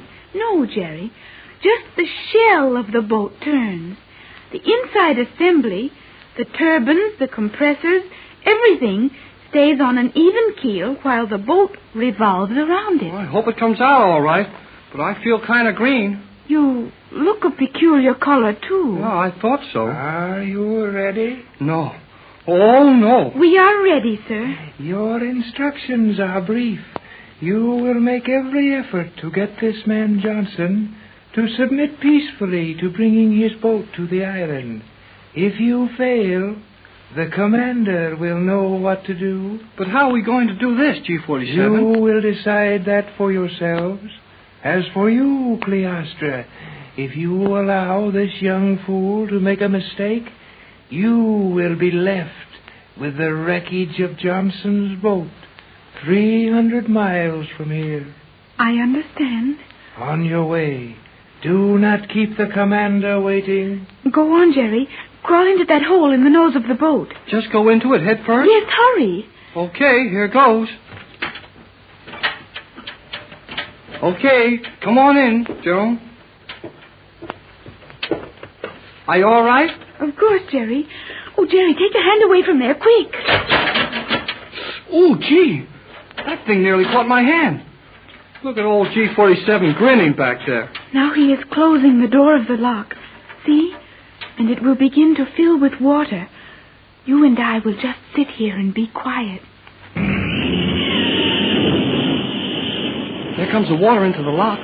Look, Joan, we can see right out into the water, just as if this boat was made of glass. Yes, but no one can look in from the outside. Boy, this is some long submarine.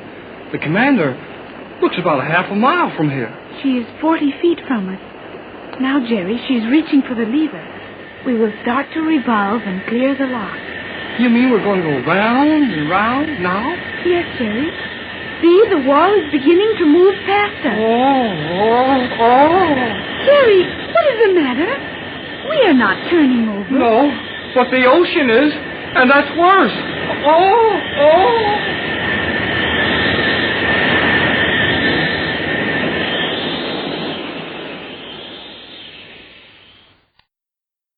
Over 90 feet below the surface of the ocean, Jerry and Joan are shoving off the magic island in a Euclidean submarine. This immense cigar-shaped boat, 100 feet long, capable of a speed of 40 miles an hour underwater, has a crew of only one man and is commanded by a beautiful Euclidean woman. All this is almost too much for Jerry, and when the boat is spun rapidly, over and over to clear it from the lock in the island wall, Jerry has a feeling that perhaps he wasn't cut out for a sailor's life after all. The submarine is just pulling away from the island. Are you all right now, Jerry? Oh, I don't think I'll ever be. Oh, Joan, when I saw the sides of this boat going past me like a moving picture, oh, boy. Have you ever been in a submarine before? No, and never again. It's not so bad now, though. But what's making us go through the water? Why doesn't that she-skipper up there turn on the engines? The engines, as you call them, are on. The motive power is active now, although very little of it is being used. I don't hear anything or see anything running. Can't even hear the water going past the outside. But I can see it all right. The motive power is a gas, a very powerful explosive gas generated in those tanks and blown out through exhaust pipes. But they couldn't carry much gas in those tanks. How far can this boat cruise on the gas they've got aboard now? I do not know how many cubes of the solidified gas the commander is carrying, But I have known one of these boats to run from Euclidia to York, California, and return. What? 8,000 miles without refueling? Yes, Jerry. Is that so much more than your boats will do? I wouldn't even tell you what's the best our boats will do after that. 8,000 miles on the water. At what speed?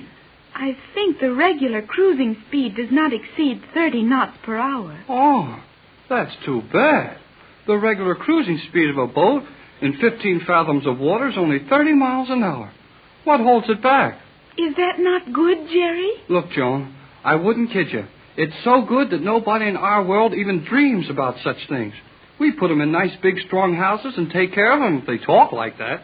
Hey, look at the shadow coming down through the water. Is that a whale? Of course not. That is the shadow of one of the battleships overhead. Had you forgotten we are under a fleet of ships maneuvering? Oh, yeah. Well, I forgot a lot of things when I got into this boat. Gee, right over our heads is a fleet of battleships, maybe from the United States, though any other country would do just as well. And here we are. No way in the world to get word to them. And this woman commander has taken us out to capture your mother's other boat. Yes, Jerry. And you must be very careful what you say and do.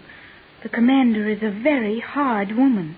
And SE-1, the submarine engineer, is nothing but a human machine. You will find no sympathy or kindness if you cross either of them. Your mother felt pretty bad when Captain Bradford ordered me to go on the submarine.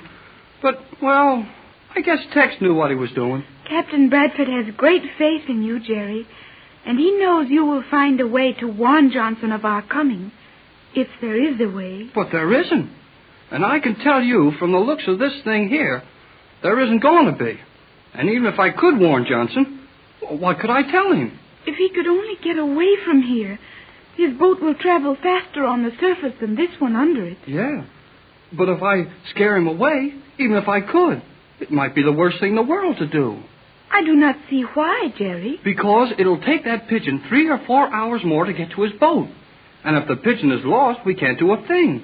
Our only chance is to find Johnson and have him stay as close as he is and hope the pigeon gets to him before we do. The pigeon had over an hour's start ahead of us, Jerry. Yeah, and that pigeon can fly as fast as this boat will go. But when Johnson won't have time to do anything before the boat catches him. It all seems very hopeless, Jerry. But something may give us a chance to aid Mr. Johnson. I'm getting tired of G47 and all his men never making a mistake. I bet if we could use our heads a little, we could figure some way to outsmart that girl up there in the control seat. It would not be wise to try it. Gee, she heard me. Of course, Jerry. These submarines are covered by a system of microphones and amplifiers. When will you learn that there is no privacy among the Euclideans? Well, can we come up and talk to you, Commander? You may speak to me from there if you have anything to say. I got plenty to say. Proceed. Well, forget it. It would be as well for you to forget it. Please, Jerry, do not try to say anything more. J12C to J24Y. Johnson! Yes, Jerry. On the radio in this cell. J24Y. Hello, J24. Hello. Must have report from you, J24Y. We'll stop sending and change course if no answer to this call. J12C to J24Y. What can I do now, Joan? You will come up here to the control section at once. Do as she asks, Jerry. I will stay here. But, Joan... I know best, Jerry. I would have been asked to come up if I had been wanted. Hurry, you fool. I'm coming. Sit tight, Joan, and don't worry. Be careful, Jerry. Do exactly as the commander tells you. Be very careful, Jerry. You will sit here and do as I tell you. Sit down there. Now what? My microphone is before you, and you will send this message to J12C. I have been waiting for his call to get his wavelength. You will send the following message. Send it to whom? You know perfectly well. This is the message. You will call J12C exactly as you would from the Gregory yacht. You will call him in a natural manner. Tell him you are all safely on the island, but the yacht is wrecked. You cannot leave, and he must come to you. Answer any questions he asks, but answer them carefully. Make it plain that he must hurry to the island. And then what happens to Johnson? when he gets to the island. Do not act stupid. You know as well as I that Johnson has the material aboard for compounding Captain Bradford's formula, and that a pigeon left your yacht with instructions to Johnson as to how to use the formula to attack Euclidia. The pigeon may arrive at the boat, but Johnson will never use that formula. Now, send the message. Yeah? And what if I don't? You have seen these ray guns before, I think? Jerry, do as you are ordered. You can gain nothing by refusing. This is the funniest place. People talk to you from all over the boat. You may gape at the wonder of this boat later. Now send the message, and remember, one mistake and I will use this ray gun. Then I will proceed to Johnson's boat and sink it with all on board. All right. Oh, I'm ready. Tell me when to go. At this depth and distance, I will need the generators. When I start them, watch the filament in that tube. When it glows, speak. And remember to say nothing to arouse suspicion. Now silence until you see that tube glow.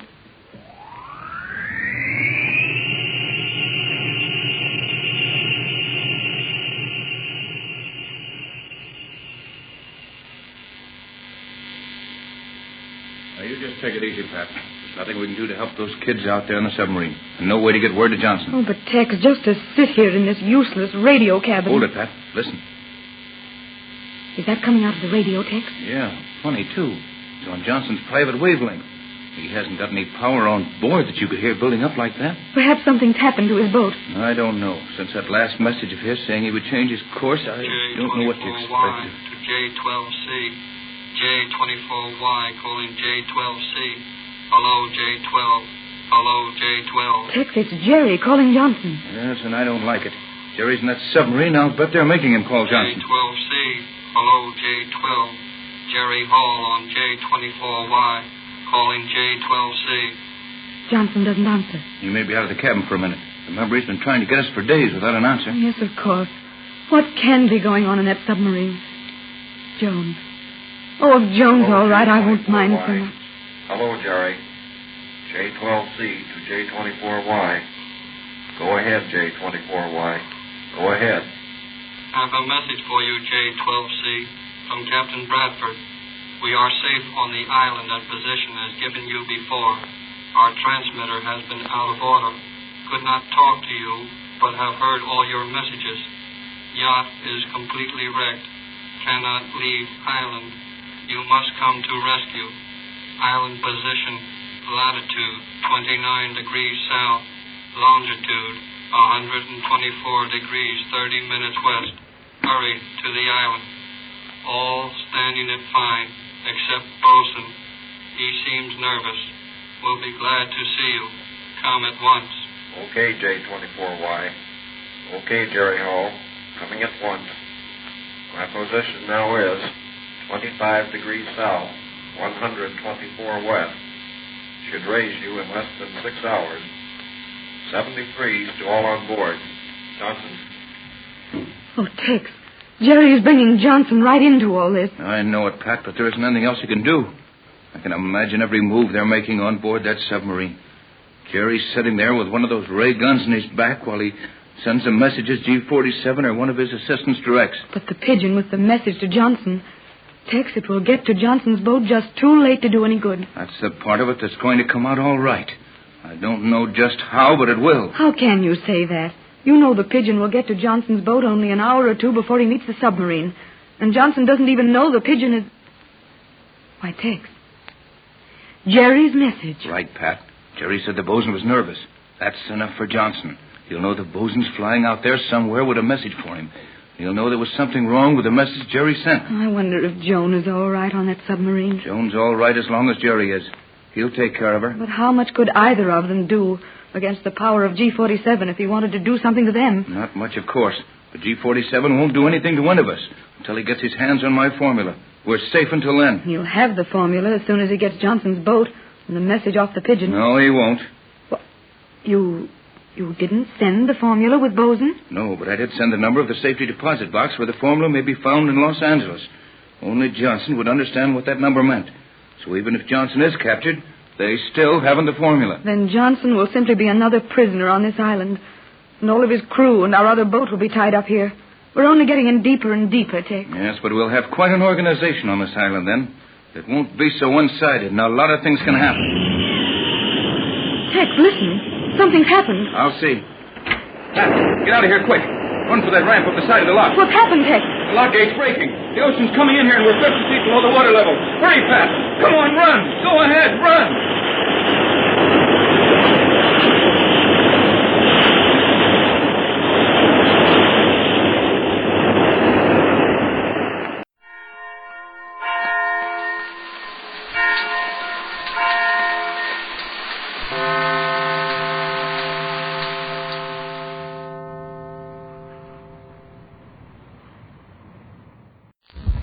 Kellogg's Pep, the super delicious cereal, presents The Adventures of Superman.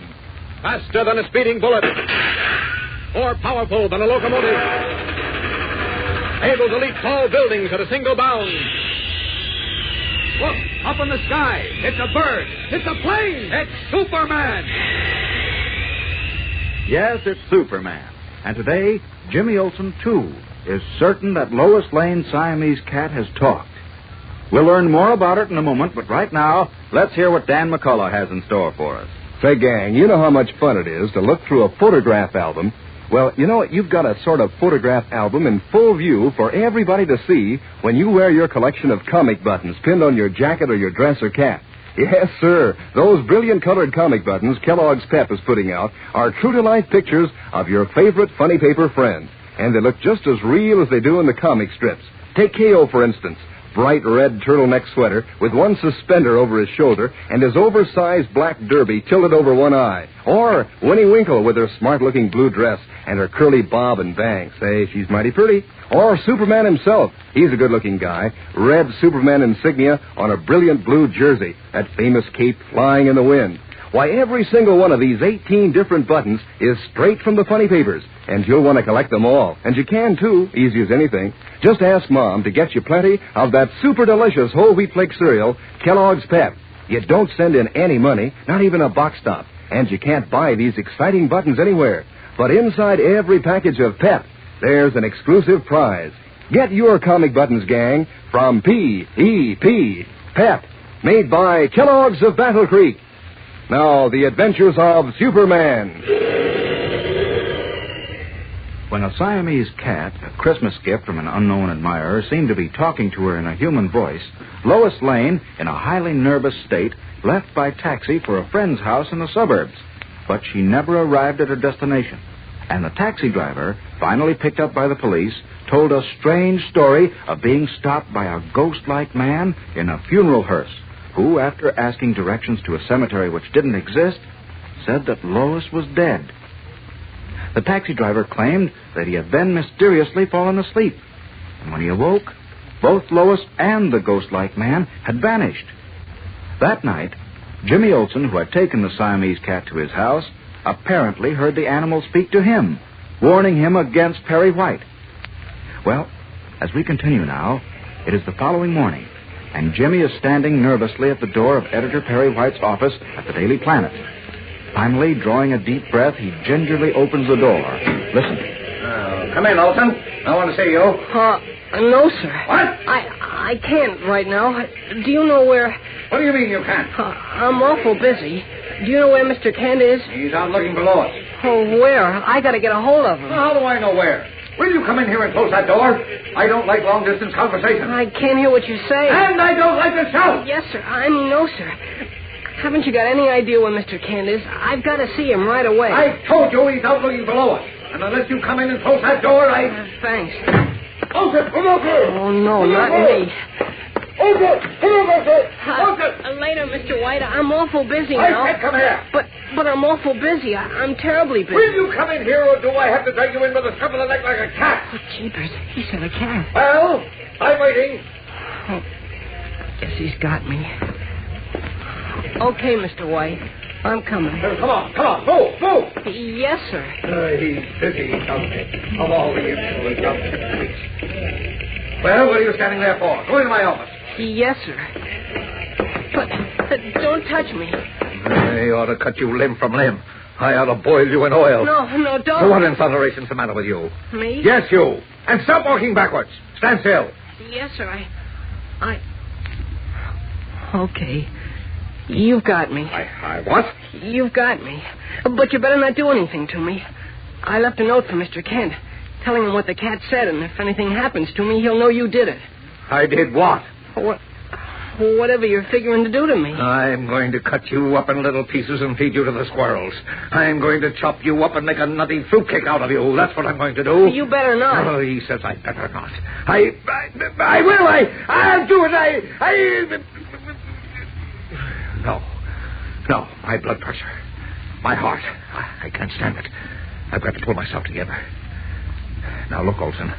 Let's get this straight, man to man. Oh, I've got it straight. Wait a minute. Now, what's this about leaving a note for Kent? Well, I did. Just in case you did something to me, like the cat said. The cat? What about the cat? It warned me about you. The cat warned you about me? Yeah, last night. Just the way it warned Miss Lane. I see. Is this another cat? No, the same one. Miss Lane's Siamese. I took it. Oh, Miss Lane's Siamese. I see. Now tell me, did it call you on the telephone or write you a letter? It talked to me. It talked to you. Just the way we're talking now, face to face. Well, it was in my lap, and... Go on. Well, I've still got my reason. Well, it said you were out to get me. It warned me to be careful. Oh, Lord, give me strength.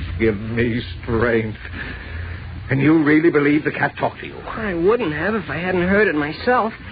It was sitting in my lap in my own living room. And Mother had gone to bed, and nobody else was in the house. Then it talked to me. Yeah, it talked to you. Oh, my sweet sainted Aunt Tilly, that this should happen to me. First Lois, and now this pill-dated, apple-pated young moron. No, I can't stand it. I can't stand it. I can't. You better take it easy, Mr. White. Don't you know that a cat can't talk? This one can. This one can. I tell you, no cat can talk. It was late at night, and you were worried about Lois. You were thinking about that crazy story the taxi driver told, the ghost man in the hearse. Your imagination got away with you, and you thought you heard the cat talk, too. No, it wasn't my imagination, and I don't care what you say. I heard it, too. You crazy young idiot. I said you were No, this is no way to handle it.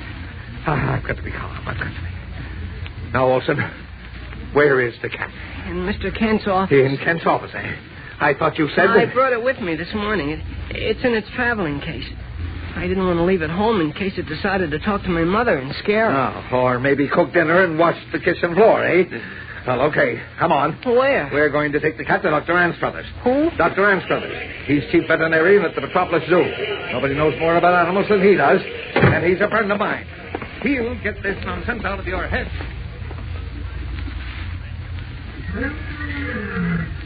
Come in here, Barry. You too, young man. I have my fluoroscope in this office. Okay, Doc. Come on, Olson. Now, bring the cat over here, please. Well, what are you going to do now? Make one final test to prove to you that the animal can't talk. Now, let me have the cat, please. Thank you. Now, just sit there, kitty. No. Don't try to get away. I'm not going to hurt you. That's a nice kitty. That's a nice kitty. Now, will you turn off the light, please, Barry? The switch is right behind you. All right. Nice kitty. Now, all right, you'll both look through this screen. Right here. Gosh, you can see right into the cat. Now, here are the larynx and vocal cords. Entirely normal, you see. No enlargements or distortions. There are the lungs, heart, liver, spleen. Nothing at all unusual, nor is there any mechanism in the body which doesn't belong there. Now, will you turn on the light again, Perry? Right. Well, you satisfied, Olson? Now, if you'll open the box, young man, I'll put the cat back in. Get in, kitty. You didn't answer my question, Olson. Are you satisfied now that the cat can't talk? Well, I... You what? Well, I heard everything Dr. Anstruthers said, but I heard it talk. Oh, the stubborn idiot. Maybe you'd better put him under the fluoroscope, Doctor. Examine his head. I assure you, young man, neither this cat nor any other member of the feline family can talk. You were probably under a great strain, so you imagined I didn't imagine it. I heard it. Heavenly days, what'll I do with him? I know. Take the cat and come along, Olson. Where? To my house. You and the cat are going to stay right there with me until you're convinced this is all a lot of nonsense. Come on now. Much obliged, Doc. Not at all, dear. I'll pound some sense into your head, Olson, if I have to do it with a sledgehammer. Now, come on. Carrying the box containing the fawn-colored Siamese cat, Jimmy follows Editor White from the zoo to a taxicab. That night, in White's suburban house, the boy reporter is taking a shower preparatory to going to bed, while in the adjoining room, the gray-haired editor is stretched out on one of the twin beds reading a book. Suddenly, over the sound of the shower, Jimmy hears a yell. What? Oh, my God. That's Mr. White. Something happened. His heart pounding, Jimmy Olsen leaps from the shower as Perry White's anguished scream echoes through the house. What has happened? We'll return in a moment to find out. But first, here again is your announcer. You know, there's a girl in our neighborhood who's always been mighty fond of Orphan Annie. Follows her adventures regularly in the funny papers. So she was mighty thrilled when she found that Orphan Annie is one of the characters on those swell comic buttons Kellogg's Pet is putting out. So thrilled, in fact, that she started to specialize in collecting buttons with Orphan Annie on them, and her dog Sandy. And now she has 5 Orphan Annie buttons pinned on the back of her jacket, and 3 Sandys, too. Now, of course, most of the fellows and girls in the gang think that it's more fun to collect different buttons. You know, to keep swapping duplicates and collecting new buttons until eventually they get all 18 in the series. They want Smokey Stover and Haroldine and Superman and all the others. But however you do it, it's doggone exciting fun. And you're mighty proud to wear those comic buttons for everybody to see. But you know, the best part is, those comic buttons are so easy to get. You don't send in any money, not even a box stop. And you can't buy them anywhere. But inside every package of that super delicious whole wheat flake cereal, Kellogg's Pep, there's an exclusive prize. So ask Mom to get lots of P-E-P, Pep, made by Kellogg's of Battle Creek. Now, back to the adventures of Superman. As he was taking a shower in Perry White's house, Jimmy Olsen heard the gray-haired editor scream his name. Throwing a bathrobe around him, Jimmy rushed into the adjoining bedroom where he saw White sitting bolt upright in bed, his eyes popping, pointing a trembling finger at the fawn-colored Siamese cat crouched on the bed near his hand, its strange blue eyes regarding him curiously. What happened, Chief? Well, The what? The cat. Yeah, what about it? Well, It what? Sleeping lizards. You mean it talks? Yes, it... Help me. Help me. Listen. Help me, Mr. White. Help me. Creeps. It's Miss Lane's voice. Help me. Please, help me. Save me. Save me before it's too late. Please, Mr. White. Trembling, their hair literally standing on end, Jimmy Olsen and Perry White hear Lois Lane's anguished voice pleading for help, apparently coming from the mouth of the Siamese cat. Is this magic or madness? Well, fellows and girls, tomorrow's episode in The Mystery of the Talking Cat is even more thrilling and fascinating, so don't miss it. Tune in, same time, same station, for The Mystery of the Talking Cat in The Adventures of Superman. Faster than a speeding bullet. More powerful than a locomotive. Able to leap tall buildings at a single bound. Look, up in the sky. It's a bird. It's a plane. It's Superman.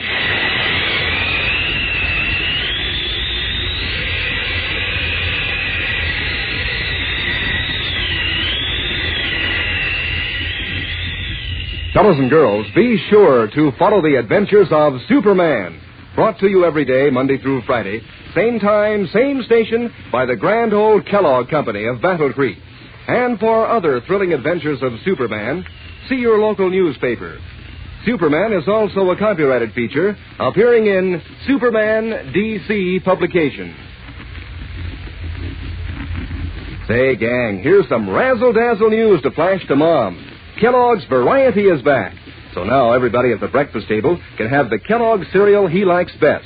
Because Kellogg's Variety is that grand variety carton holding 10 generous packages of 6 favorite Kellogg cereals. Are they delicious?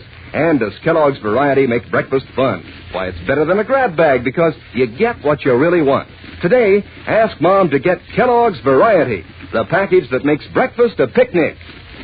And be sure to be with us tomorrow for the thrilling adventures of Superman. This is the Mutual Broadcasting. Kellogg's Pep, the super delicious cereal, presents The Adventures of Superman. Faster than a speeding bullet. More powerful than a locomotive. Able to leap tall buildings at a single bound. Look, up in the sky. It's a bird. It's a plane. It's Superman. Yes, it's Superman. And today, Editor Perry White is certain that the strange Siamese cat has talked. We'll take you to the scene in a moment, but right now, here's Dan McCullough with a mighty good suggestion. Say, gang, you know how it is in the wintertime. The sun isn't out so many hours, and when it is out, it isn't so strong. But did you know that that's one of the reasons Mom likes you to eat Kellogg's Pep for breakfast? Yes, sir. Kellogg's Pep gives you that same important vitamin D effect of sunshine that helps you build sturdy bones and strong teeth. Because the grand old Kellogg Company adds good amounts of sunshine vitamin D to Pep and vitamin B1 and energy vitamin. Besides that, Pep is a super delicious whole wheat flake cereal, and it's the prize package that brings you these exciting comic buttons all the gang's collecting. Think of it, 18 different funny paper characters like Smokey Stover and Smilin' Jack and Superman himself on brilliant colored metal buttons that you can wear pinned on your jacket or your dress or cap. It's a load of fun, too, to swap duplicates with your pals and compare notes on how many you've collected. And these comic buttons are so easy to get. You don't send in any money, not even a box stop. Fact is, you can't buy them anywhere. All you do is to ask Mom to get you plenty of Kellogg's Pep, and you'll find your exclusive prize inside the package. So get busy on your collection, gang. Get your comic buttons from P.E.P. Pep, made by Kellogg's of Battle Creek. Now, the adventures of Superman. Driven almost out of her mind because she claimed a Siamese cat presented to her as a Christmas gift had been talking to her in a human voice and warning her against Perry White, Lois Lane, in a state of panic, started for the home of a friend, only to disappear mysteriously on the way. Jimmy Olsen took the cat to his house, and that night the animal apparently spoke to him, too, repeating its warning against Perry White. Insisting that both Lois and Jimmy were letting their imaginations run riot, Editor White brought the boy reporter and the cat to his own suburban house the following night.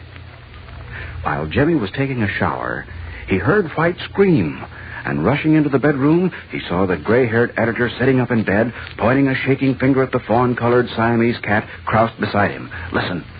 Jim, listen. It's talking. Help me, Mr. White. Help me. Cleeps, it's Miss Lane's voice. Yes, and it's coming from the cat. Help me. Please, help me. Mr. White. Mr. White. Steady, Jim. Help me, Mr. White. It can't be. We're hearing things. I'm crazy. We're both crazy. Help me.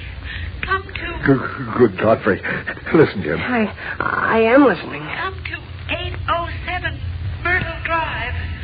807 Myrtle Drive. Hurry. Cleeps. Oh, hurry. Hurry, Mr. White. Save me. You got the address, Jim? Yeah. 807 Myrtle Drive. That's way out at the end of town. Oh, golly, what? Oh, there goes the cat. Come back here, kitty. Let it go. But Let it go, I said. If I see that cat once more, I'll go stark raving mad. I am stark raving mad. Oh, Jim, you heard it, didn't you? You did hear it? Sure I did, only how could Miss Lane's voice come out of a cat? How could any human voice come out of a cat? But you heard it, too, and that's enough for me. Two people can't go crazy in exactly the same way at exactly the same time. Are you sure? Of course I'm sure. Now, come on, don't just stand there. Get into your clothes. My clothes? Yes, your clothes. Do you expect to go out in your bathrobe? Out? Oh, out. Lois is in trouble, and we've got to help her. Yeah. Now, hurry up. Okay, but listen, how could Miss Lane, that cat... I don't know, but that was Lois's voice, and she said she needs help. Oh, where's my other shoe? Here it is. But listen, how... I don't want to listen to any more hows or whys. I don't know any more than you do. Something screwy. We're going to find out what it is. But first, we've got to find Lois. Sure, but But how can we find her? She told us where she is, didn't she? Sure, but if she isn't... Isn't what? Alive. What are you talking about? Didn't you just hear a voice? Sure I did, coming out of a cat. And that undertaker guy yesterday who stopped the taxi Miss Lane was in said... Never mind what he said. I don't believe there was any undertaker guy. The taxi driver was lying. But when Mr. Kent talked to you this afternoon, he said they hadn't been able to break his story, and he didn't have any police record. I know, and I still don't believe it. Aren't you dressed yet? I just have to put on my socks and shoes and my tie. All right. Get them on and meet me in front of the house. I'm going to try to reach Kent by phone and have him meet us. Pogo! Get my car out of the garage. Hurry up. Show your fat stumps.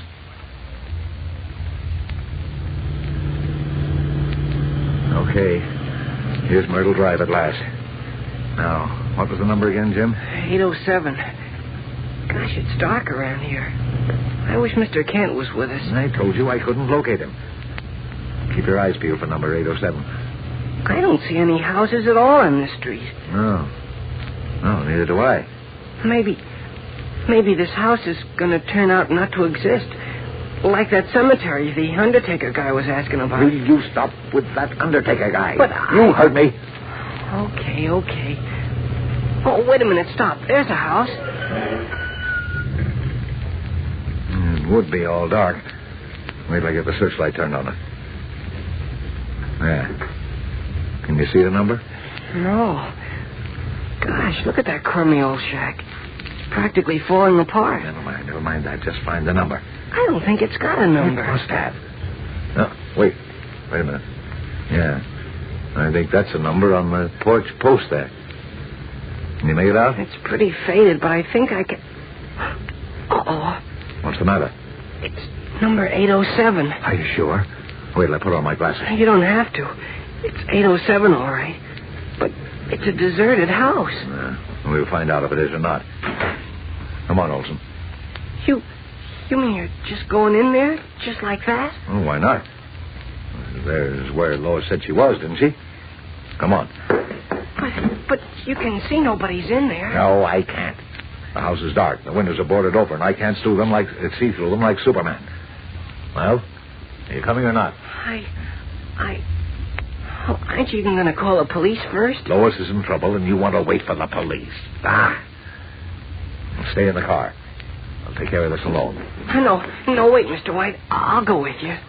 Thanks for nothing. Now, look out now. Watch these steps.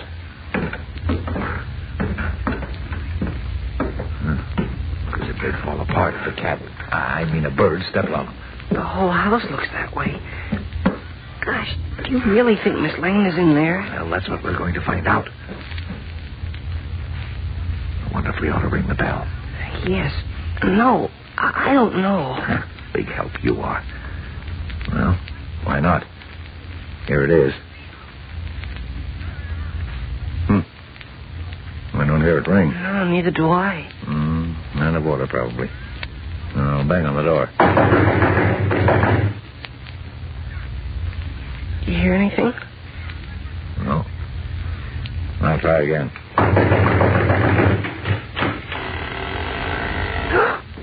The door opened. Yes. I don't see anybody. Hello? Who are you saying hello to? To whoever opened the door. Nobody opened it. The latch was loose and the door opened when we banged on it. Oh.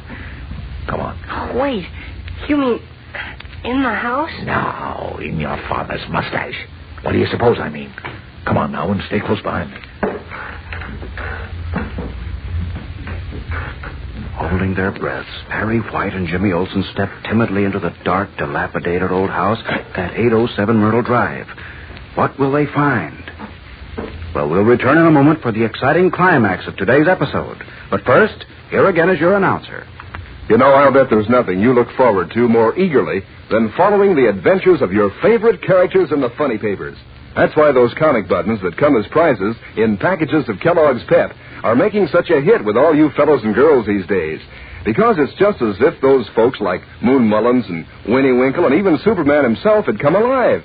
You have their true-to-life pictures done up in brilliant red and blue and black on sturdy white enamel buttons that you're mighty proud to wear pinned on your jacket or your dress or cap.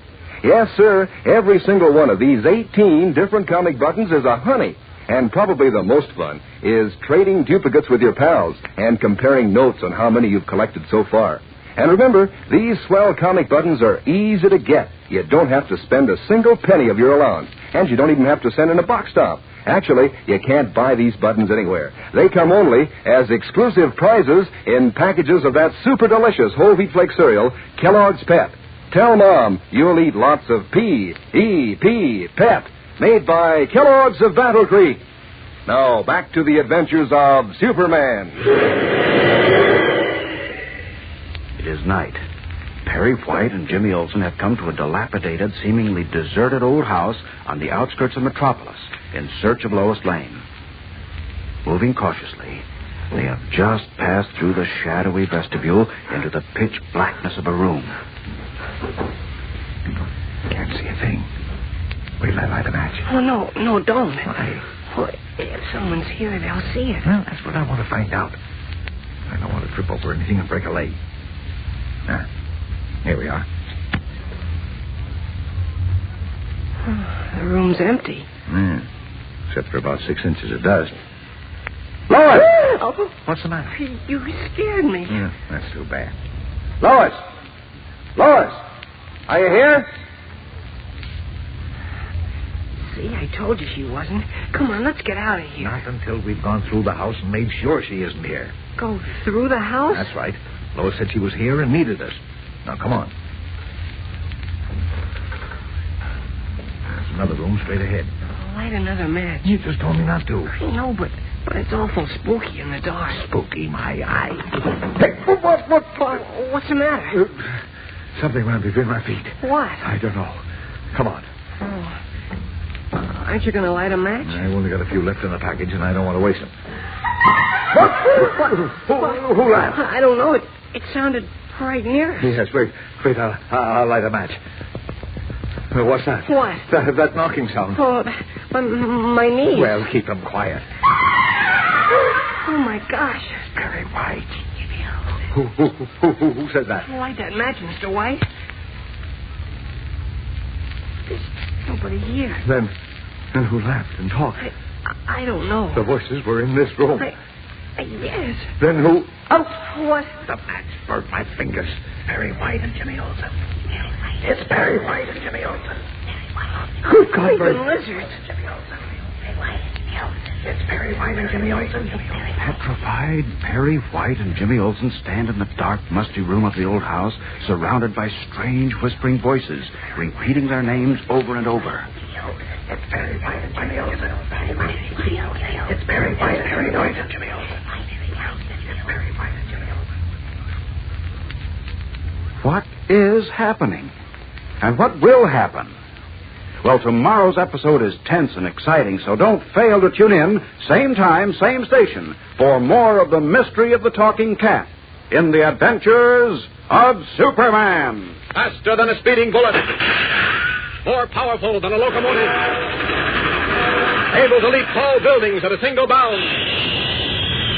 Look, up in the sky. It's a bird. It's a plane. It's Superman.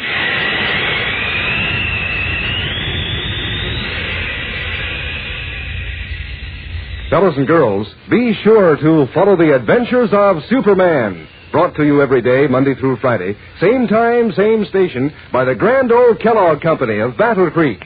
And for other thrilling adventures of Superman, see your local newspaper. Superman is also a copyrighted feature appearing in Superman DC publications. Give a hip, hip hooray, gang. It's back. For you and me, now there's Kellogg's famous variety. That's the swell variety carton with 10 separate generous packages of Kellogg's cereals, including Kellogg's Pep, Rice Krispies, shredded wheat, corn flakes, crumbles, and 40% bran flakes. Each box in Kellogg's variety holds a fresh, crisp, heaping portion. Just help yourself to your favorite kind. Makes breakfast a picnic of fun, so ask Mom to get Kellogg's variety right away. And be sure to be with us tomorrow for the thrilling adventures of Superman. This is the Mutual Broadcasting.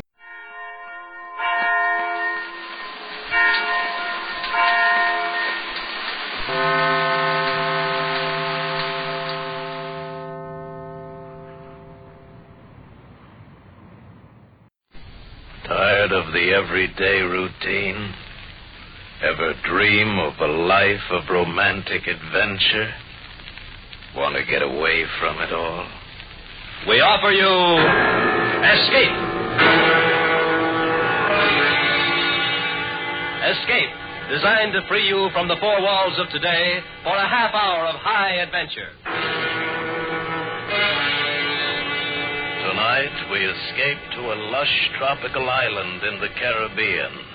A paradise lost through the overpowering greed of a lovely woman and a dangerous man, as John and Gwen Bagney tell it in their exciting tale, Treasure Incorporated.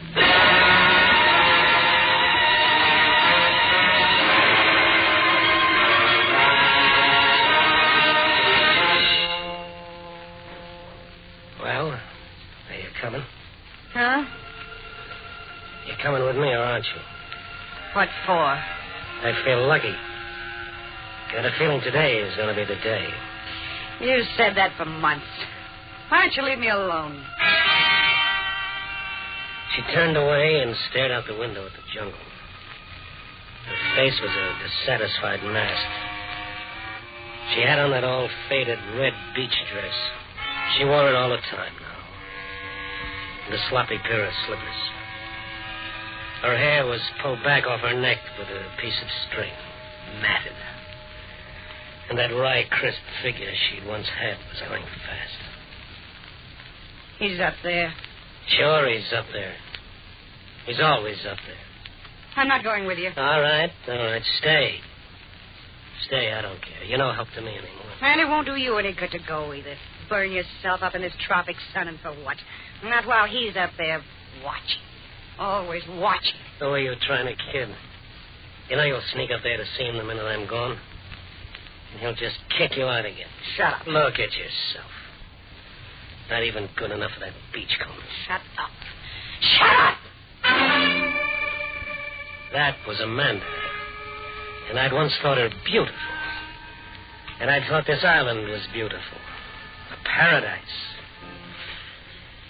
Seemed a million years ago when I first told Brewer about it. All right, Eddie. So you found a pretty island in the West Indies.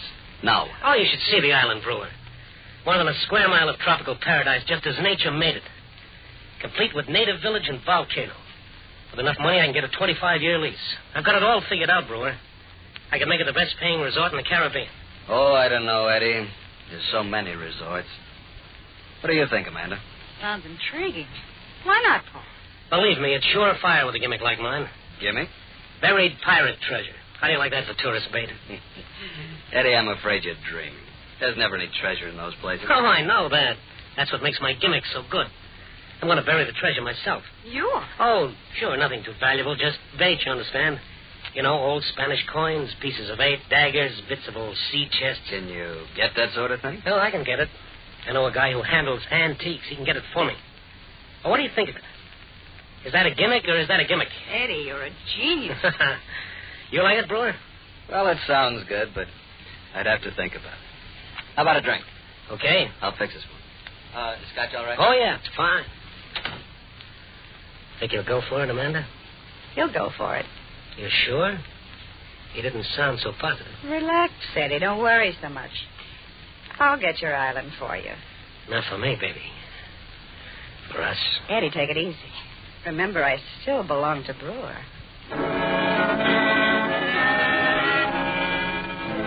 That's Amanda, the kind of woman that always gets what she wants. She got me my island. I started planning the resort. Brewer was to supply the money, and I was to be the front man. It was a great plan. It couldn't miss. But I'd figured without Clive. I'll never forget the first time I saw Clive, the only white man on the island. He was bald, but he was young. He had a blonde beard. He was sitting in a tangle of jungle wearing nothing but a pair of white ducks ripped off at the knee and some binoculars slung about his neck with a length of vine. He was painting a seascape. Hiya, Gillespie's the name, Eddie Gillespie. I've been looking over the island. I know. I've been watching you. Terrific place. Say, that volcano, any chance of it erupting? No, it's dead. Dead many years. Well, that's a relief. Say, I'm sure surprised to find a white man here. You are? Why?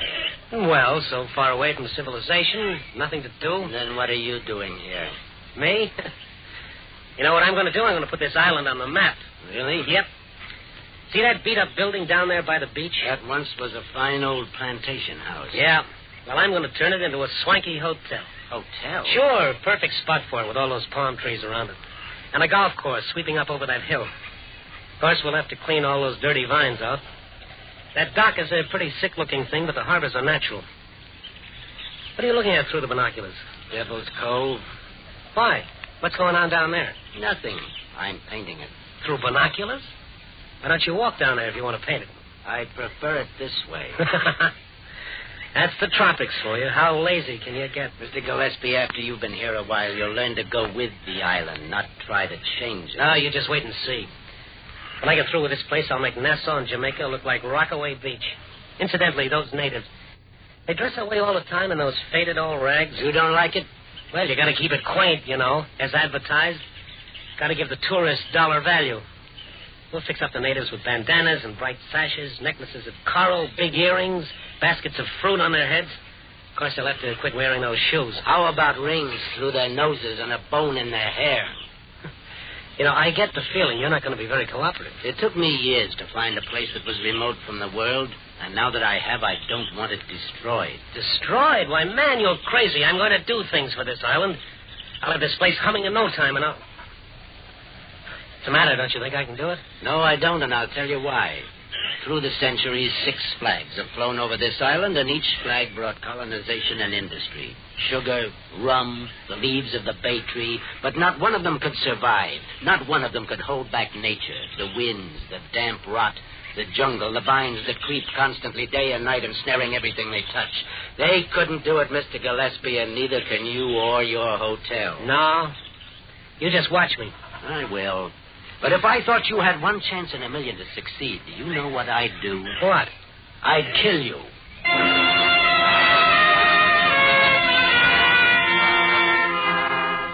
In the beginning, he stayed up on top of that hill of his like he owned the world. He ignored me completely until my tractors and bulldozers went to work, and he began to come down more and more.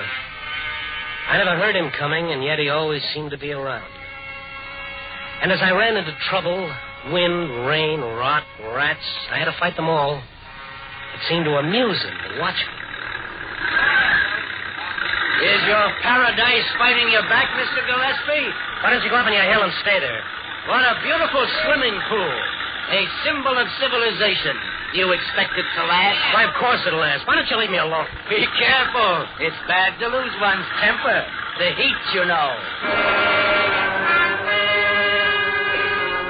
Yes, heat. Always heat. But I wouldn't give in to it. I drove myself. I drove everybody who worked for me. Come on, boys. We got 2 more hours of daylight. Get those vines out.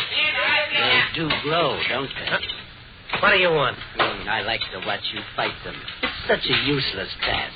They'll grow over you in the end, you know. Yeah? Well, I'll civilize this island. I'll show you.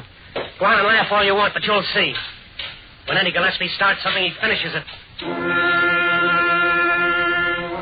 Before the summer was over, we cleaned away all the vines and seeded the golf course. We dynamited the harbor, rebuilt the docks, working 18 hours a day. And then one afternoon, just before the hotel was finished, she arrived. I just knocked off for the day, and I was sprawling in my hammock in front of my hut. Hello, Eddie. Amanda! What are you doing here? You weren't supposed to come until the hotel was open. Aren't you glad to see me? Where's Brewer? How did you get here? In a launch. All the way from New York? Of course not. We've been anchored at Charlotte, Amelia for a week. You didn't break with Brewer, did you? I told you not to break with him until after the hotel was finished. Don't get excited, Eddie. Brewer doesn't even know I'm here. He left this morning for Puerto Rico on a big deal. Oh. You haven't said you're glad to see me. I've forgotten. It's been so long, I've forgotten how beautiful you are. Eddie. Look, Amanda, you better go back if Brewer finds out that you've been What's here. the matter, Eddie? Are you afraid of Brewer? Of course I'm not afraid, but use your head. He financed my island. I'm going to take his girl away from him. Till I get on my feet here, let's keep everything on the up and up. What's so funny? You and Brewer. What about Brewer? I was thinking of Brewer keeping everything on the up and up on his side. Look, Eddie, why do you think he set you up on this island? Because he wanted to own a hotel? A resort? What do you mean? It was an investment. I'll say it was. Well, if you've got a point, Amanda, get to it. I will. Treasure. That's the point. $1 million worth of buried treasure. $1 million? You're crazy. That stuff isn't worth anything. I'm talking about a real treasure. The diamonds, the emeralds, and the pearls. The treasure Brewer's going to dig up. You mean there's $1 million worth of stuff buried on this island? Not yet. But there will be after Brewer buries it. That doesn't make sense. Why would he do a thing like that? Oh, it makes sense. Brewer always makes sense. You know what he did? He bought a huge lot of stolen jewelry from an international fence. The pieces were so identifiable and so hot he was able to buy it for a song. But he couldn't get rid of it. Then you came along. Eddie Gillespie with his little island and his buried treasure gimmick. Wait a minute.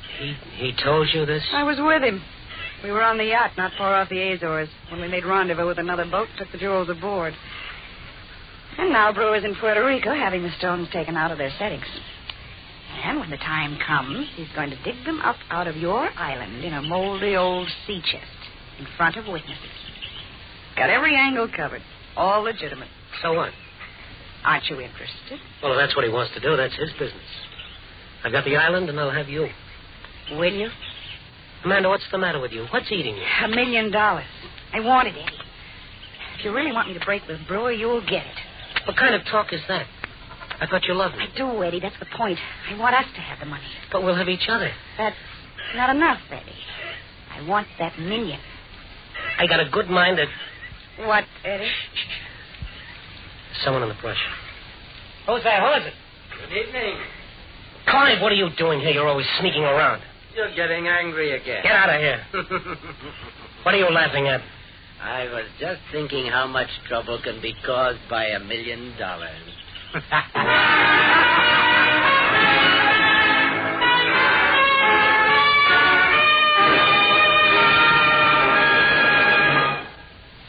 In just a moment, we will return to Escape.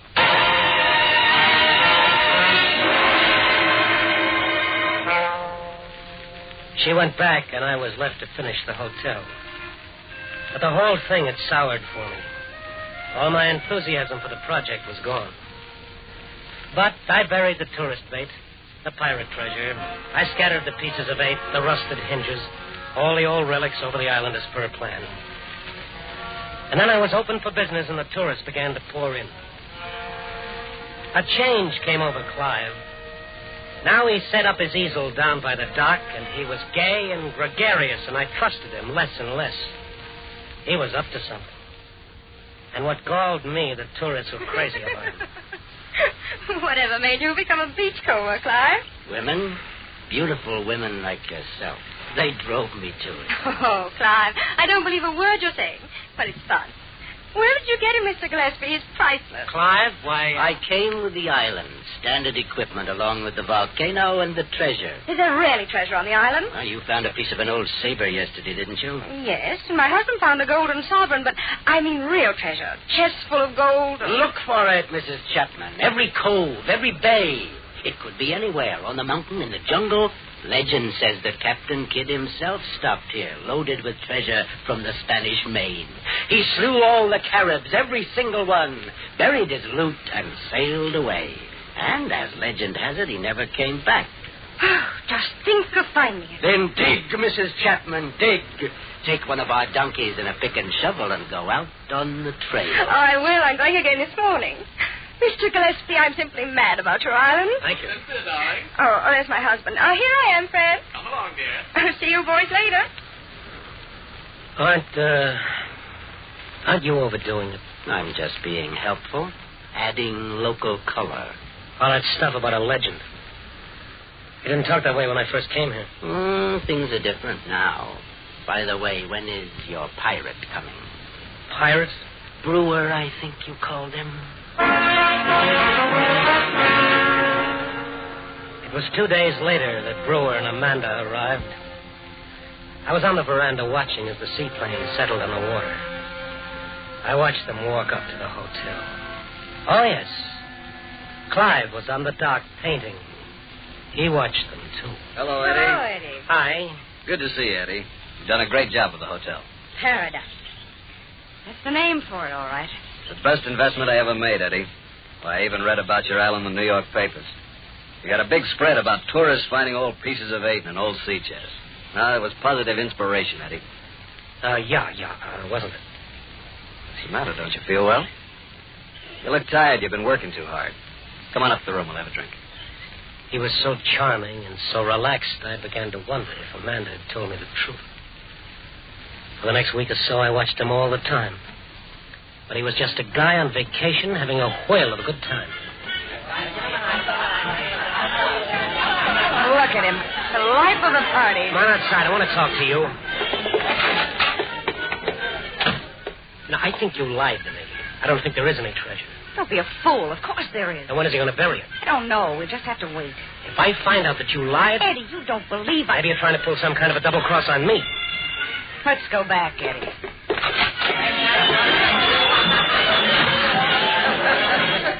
This is the hard way to get it. I think your sounds was beautiful. If you want exercise, why don't you come out and dig with us, Brooke? I will one of these days. Oh, that's what you've been saying all week. Look at my waistline. I've taken off an inch. Why don't you come tomorrow, Mr. Brewer? It's lots of fun. I like to sleep in the morning. Oh, come on. Sure. Come on. Be a sport.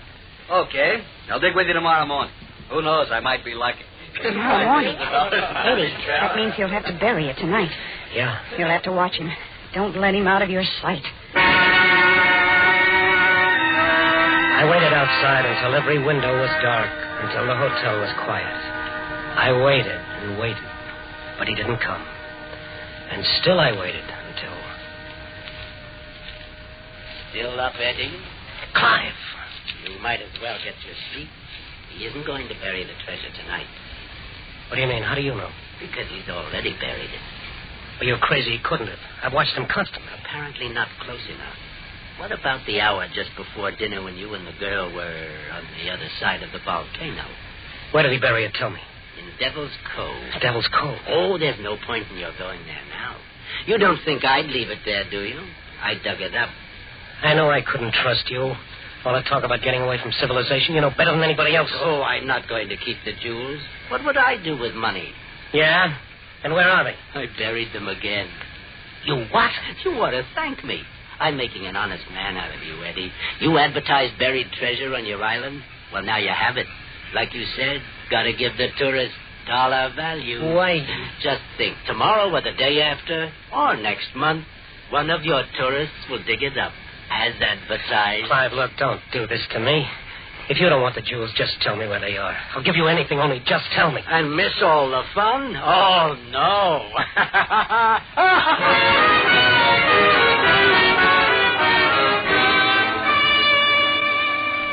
Morning, Eddie. Good morning. Great day, isn't it? You coming out to diggings with us? No, Brewer, I've got some work to do here. Say, you look tired, Eddie. You work too hard. You ought to take it easy. Have some fun, relax. Relax? I wondered how relaxed he'd be when all he dug up was dirt. I watched him go off down the trail with the other guests. I tried to concentrate on my work. The hotel was quiet. Everyone was at the diggings, but I couldn't think. I was checking supplies in the wine cellar when Amanda came back. You should have been there, Eddie. Oh, you should have seen his face when he found it was gone. Where'd you put it, Eddie? I haven't got it. Of course you have. I told you I don't have it. What are you trying to do? Double-cross me? Brewer! Paul, I'll take care of you later, Amanda. But, Paul, he forced me to tell him. She's lying. All right, Eddie. Where is it? I don't know. Come on, Eddie, talk. I haven't got it, I tell you. Clive took it. Clive, who's that? Clive, the beachcomber. He saw you bury it, he dug it up and buried it again. Nobody saw me bury it except maybe you. Wait a minute, will you? I tell you, it's true. Talk. Where'd you put it? Talk. No use. I haven't got it. You'll tell me the truth if I have to beat you. Amanda. I had to do it, Eddie. He killed it. Don't worry, everyone's at the diggings. No one could have heard it. Oh, Eddie, your face. What do we do with him? Oh, when everyone's asleep, we'll get rid of him. I'm glad I killed him, Eddie. Now it all belongs to us. I haven't got it. You mean you were telling the truth about that beachcomber? Yeah, he moved it. He buried it some other place. Because he wants one of the tourists to find it. It's part of his plan to get even with me. We can't let anyone else find it, Eddie. We've got to do something. Oh, my head. Eddie, listen to me. We've got to get rid of the tourists. Yeah. Gotta get rid of them, every one of them.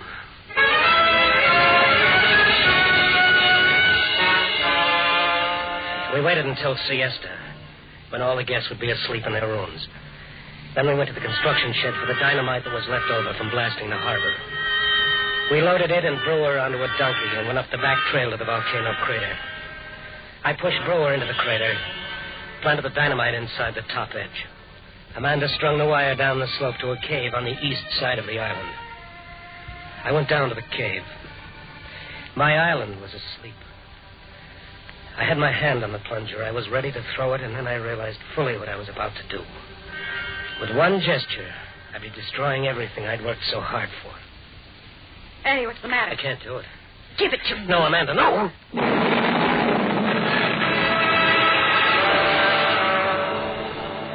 I sat on the side of the mountain and watched the island become alive with frantic, frightened people.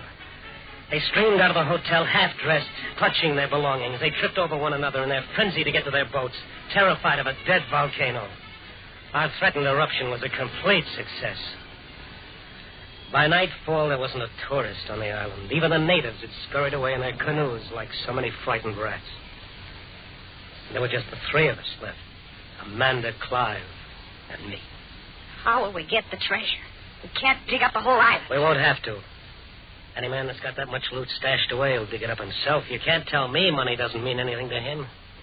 We'll wait. And we did. We waited and got on each other's nerves. We waited until we couldn't stand it anymore. But Clive didn't make a move to dig it up. It was clear he'd never go near it as long as we were there. Our only escape was to dig. We started in systematically on the east side of the island, then the north. In the rain, in the wind, in the boiling sun. This heat, I can't take it anymore, Eddie. I'm tired. I never thought I'd hear you say that. This was all your idea, don't forget. I don't care, Eddie. Why don't you give it up? You get away from here. What? Go and let him have it? Oh, no. So that's what you want, is it? It's Clive now, huh? You and Clive. Well, you won't get your treasure that way. I'm staying, and I'm going to dig without you. I'm going to dig until I drop. It was hot. It was always hot. My eyes ached from the glare of the sun, but I forced myself to keep going. For days I'd been digging near the old sugar mill. But today I had a feeling I'd be lucky. My pick hit something hard. I dropped to my knees and furiously began to claw the dirt with my hands. There was only rock, a big rock. I moved it aside, and there it was. A pearl. One single pearl framed by the fresh imprint of a sea chest. And then I heard him from a long way off. Clive, and he was laughing at me. He was watching me through those binoculars of his, and he was laughing at me. And suddenly I knew what his game was. That's why I hadn't found the treasure in all this time, because he kept moving it. And he left a pearl behind this time to tell me he'd done it. I knew then what I had to do. I had to kill him.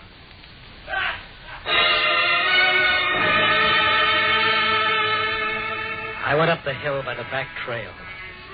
And just at the top, I stopped and took a firmer grip on my pick. Clive's back was to me. He was sitting exactly the way he had been the first time I saw him, in a tangle of vines painting through binoculars. I crept up to him. I raised my pick and brought it down with all my strength.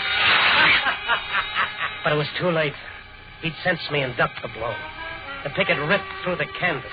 In fury, I raised to strike it again, and my hands froze in midair as I stared at the torn canvas. It was a picture of me. And the pick had pierced my chest. Me, holding a pearl in my hand, and the look on the face he'd painted was horrible. The pick slid out of my hands. Here's your pick, Eddie. Take it. You'll need it. Take it, Eddie, and dig. And by the way, I had to kick Amanda out again today. Keep her home, will you?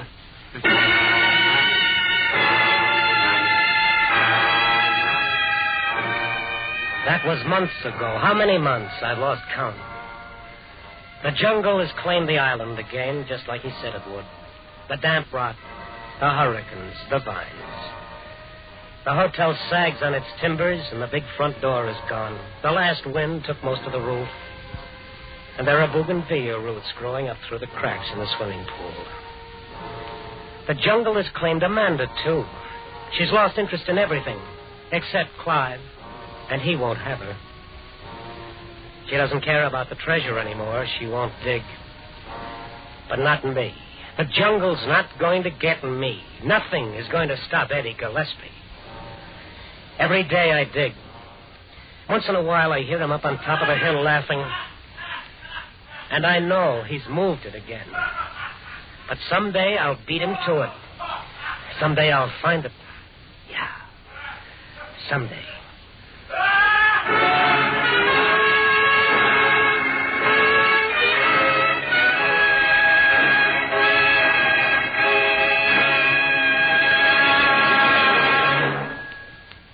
Escape is produced and directed by William N. Robeson. Tonight we have presented Treasure Incorporated by John and Gwen Bagney. Featured in the cast were Frank Lovejoy as Eddie, John Hoyt as Clive, Mary Lansing as Amanda, and Harry Bartell as Brewer. Also heard were Eileen Prince and Paul Frees. Special music was arranged and conducted by Del Castillo. Next week. You are sitting in a cheerless gray cell, staring at the rain through the small barred window above your head, and struggling desperately to keep your sanity. For in 12 hours, you must die or escape. Next week, we escape with James Poe's seething tale of blasphemous terror and violent death, present tense, starring Vincent Price. Goodbye, then, until this same time next week, when once again we offer you Escape.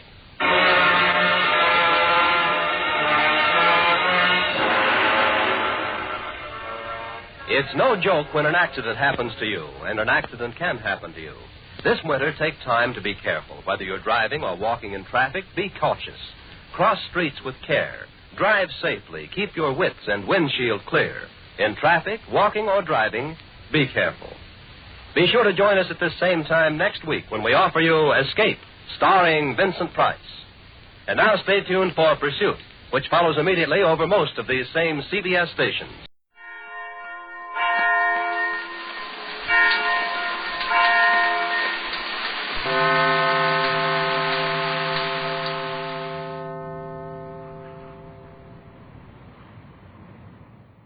Tired of the everyday routine?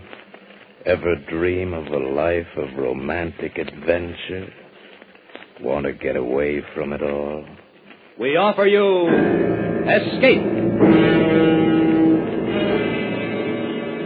Escape, designed to free you from the four walls of today for a half hour of high adventure.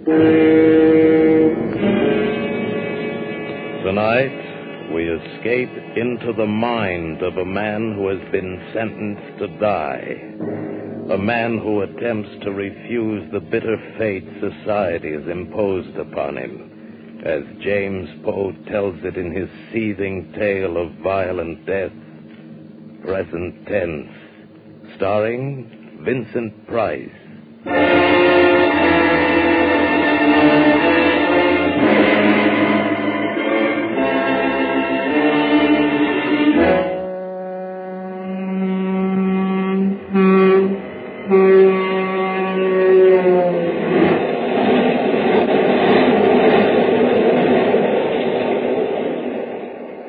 Dim pain, the cold, dark land wheels away, and the hills beyond, below the stars, are black and sharp. Dead hills, dark sky. Cold steel below my feet, cold as the face of the officer at my side, cold as the cuffs which link my arm to his, which join us on this journey to the prison, where I die. Want a cigarette? No. Go on, take one. No, I don't use them. Oh. Has this happened to you before? What? Being handcuffed to a murder. Has it happened to you before? Sure, plenty of times. To an axe murderer?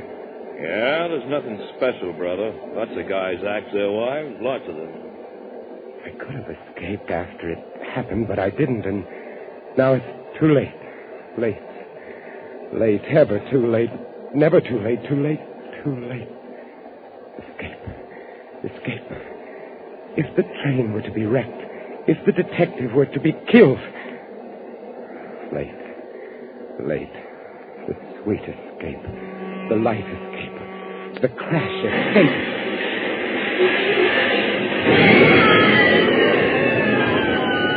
No! Oh, no! The darkness. Where am I?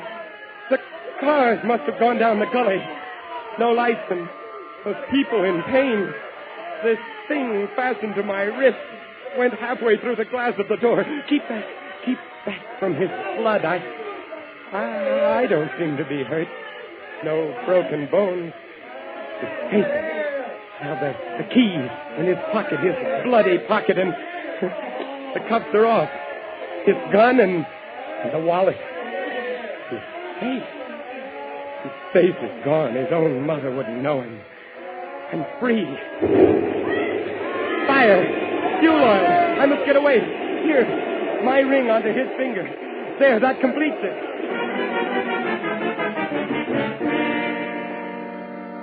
Number 63 from Bakersfield now arriving. Please claim your luggage at the curb. Yes. Up Beverly Glen, about sunset. I'll show you where. Gotcha. Read about the big train wreck? Yes. Understand almost 100 were killed.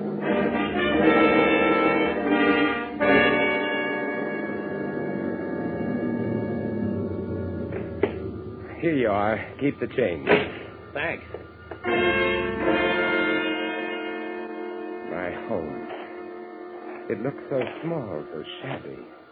No one took care of it during the trial. No one cared.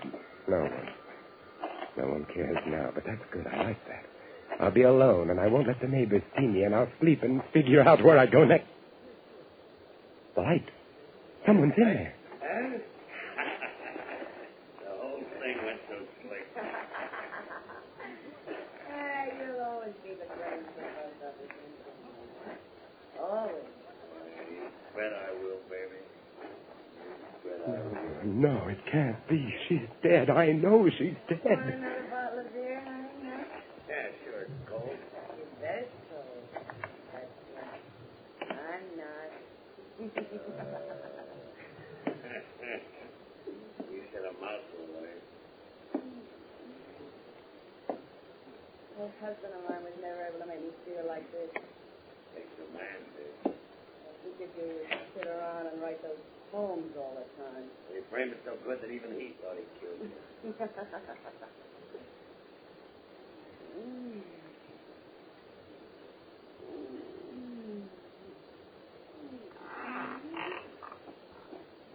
What was that? Mike. You're funny, you know that? You're real funny. Open the kitchen door so quietly and walk softly. Here on the wall by the stove, the cleaver. Hey, honest, I do something. Nervous, baby. Relax just a little bit. See them now. It is she. How did they do it? How did they trick me into imagining the murder? I am innocent.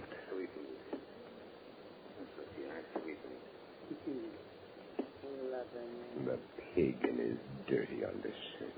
Soft, weak, white neck, fat on his arms. Pig. Grip the cleaver and walk like a feather. He shall be first.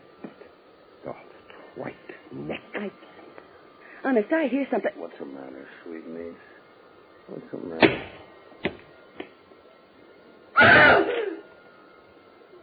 You killed him! Yes.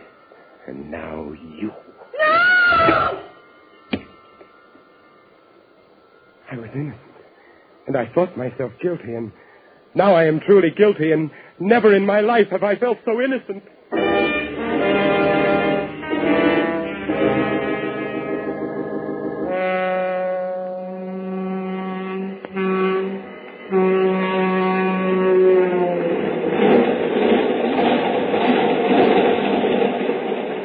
Like a dream, like a nightmare, the confession, the conviction, the sentence, and now, once more, dark night, cold steel, the sound of wheels, just as I lived it before. Why, even the cold face of the silent officer at my side. Hard, cold face, so much like that other face. Want a cigarette? No. Go on, take one. No, I don't use them. Oh. Has this happened to you before? What? Being handcuffed to a murderer. Has it happened to you before? Oh, sure, plenty of times. To an axe murderer? Yeah, you're nothing special, brother. Lots of guys axe their wives. Lots of them. Were you ever cuffed to an axe murderer who killed two people at once? What are you talking about? My sin, my crime, what I did, I killed them both. Slam. Take it easy, brother. They only kill your wife. Just her, just one, that's all.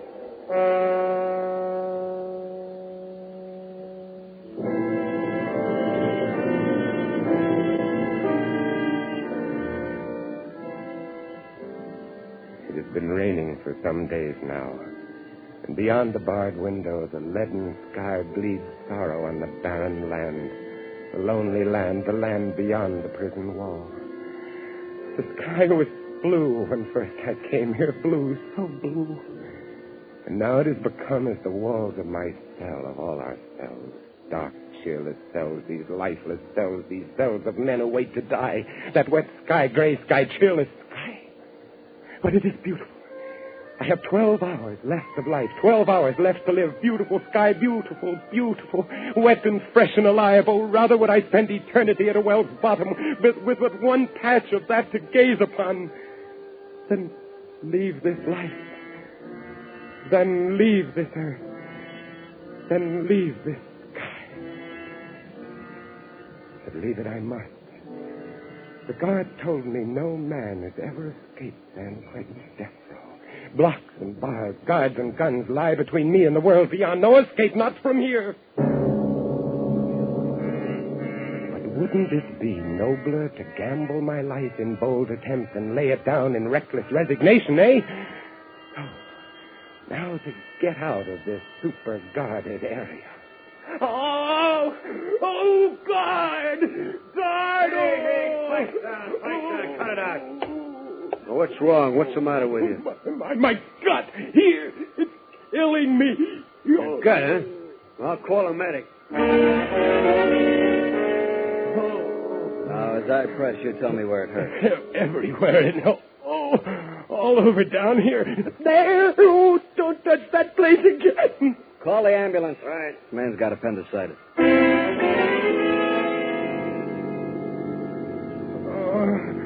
Do something. Well, what do I do? Why didn't they send somebody with you? The interns are all tied up. They're giving shots today. Well, he's acting kind of crazy. Let's get him over to the hospital block. Now, hurry. I can't drive any faster. My windshield's steamed up. Oh, wipe it. You got a rag? Yeah, here. You could use my handkerchief. Okay, pal. Give him the handkerchief. Oh, my gun! What? Keep right on driving through the gate, or the top of your head comes off. You won't get away with this? I will. I'm betting my life that I will. How far back is the prison? About 15 miles. At least that. Okay, pull over. I'm taking her from here. And you too. I want your money, your clothes. And then you can walk back and explain about me. Explain about him?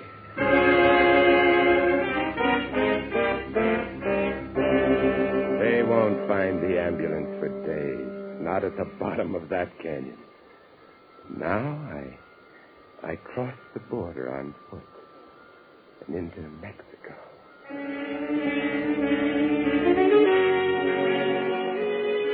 Your drink, senor. Oh, thank you. When does the next bus leave for Mexico City? At 12 o'clock, senor. A little card bought in a back room with no questions asked, and I become a tourist. 4 days' growth of beard, and I become poor. An empty suitcase with a butterfly net strapped to its outside, and I become a source of amusement.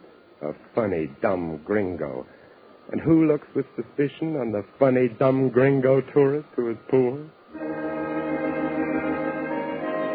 Mexico City is beautiful, but not when you are hungry. Not when you are an American who is hungry. Americans aren't supposed to be hungry. What can I do? All I know is writing, the writing of poetry. There is one place I might sell some poems. Pollen. His magazine prints some English stuff. Perhaps. Well, why not? I have 3 pesos left.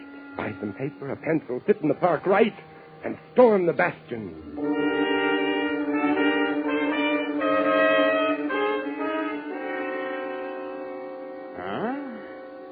Ja? Ja, das ist gut hier. Do you like them, Mr. Pollen? Well, excuse me. Lucida. I have some poems here. Oh, let me see.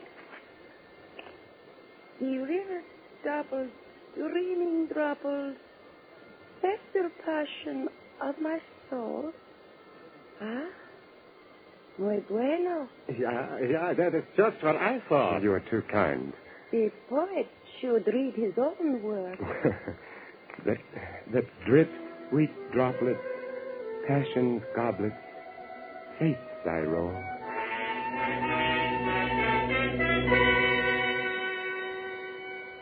Lucida likes your stuff. A rare woman. And I like what Lucida likes. Aha. She says we do a book of your stuff. Oh? So here's an advance. Too much. Take it. When the book? That it is. Right. Got the poem? I'll get them. Your name is? Miss. No good to dull. So true. I'll make a new one. Please do. And so? Good day, and I'll be back. 30 days. With the poem.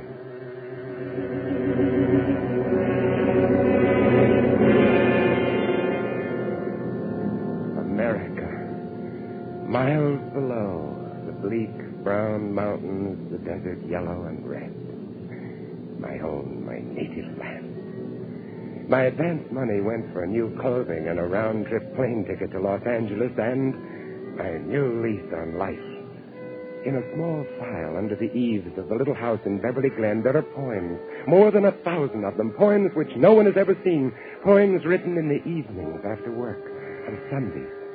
And now, with the beard and the hat and the glasses, no one will recognize me.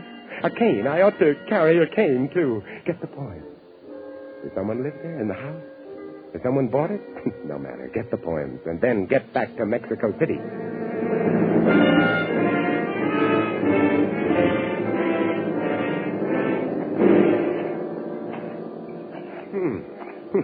Someone is living here. I wonder who. The hedge is trimmed. And my hammock. Someone's put on a new canvas cover. Get the door? When you get it yourself, baby, I'm shaving. Oh, all right. Yeah? Oh, no, it can't be. Well, what do you want? Her face, it's Mary, but I thought I killed her. Who is it, baby? Well, what is it, mister? What do you want here? Are you the lady at the house? Huh? Who's that at the door? Some creep with a beard. Yeah, I'm the lady of the house, but I don't want to buy anything. Well, what is it, Santa Claus? What do you want? Are you the man of the house? Yeah, I'm the man of the house. And sweetmeat. I'll say. So what of it? I'm making a survey. I'd like to ask a few questions. May I come in? Well, I don't know. Ah, let him. What's the difference? Thank you. First, your name. Name? Yes, please. Fred Smith. Hey, where's he going? Mister, what do you want in my kitchen? The cleaver, Mary. Don't you know me? Mary. Hey, who are you, mister? Look close, Mary. The cleaver. Put it down. Know me? Know the man you tricked into San Quentin? No, don't. Put down that... You killed him! Yes, Mary. Yes. No!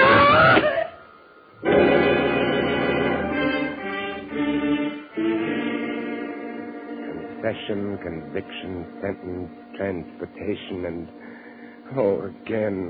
again, the death cell as before.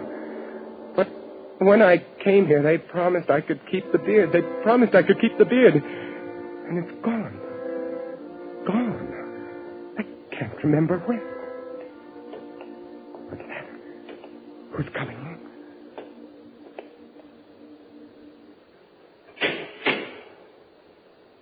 Ready? Ready. It's time to go, my son. Time to go. You've refused my help up to now. But perhaps you'd like to walk with me. Rather beside you, Padre, than beside one of these mercenaries. My legs, the muscles quiver, not with fear, no, but with the desire to feel themselves moving, straining, acting, while yet there is time. I'm not afraid, but this body... I hate the thought of its being killed by these men. My beautiful body, soon it will be dead, cold, rotting dead. It will rot. No, they must not do this to me. You must be brave, my son. My body. Years I spent with the great corporeal master, the yogi, learning my bodily purpose, my bodily care, the use of willpower to control my body. The yogi. My teacher, yes. I shall use yoga. Suspend my breathing and become invulnerable to their gas. Suspend my body functions to the point of death and fool their doctor, of course. Oh, yes, the greatest escape of them all, and this time I must succeed.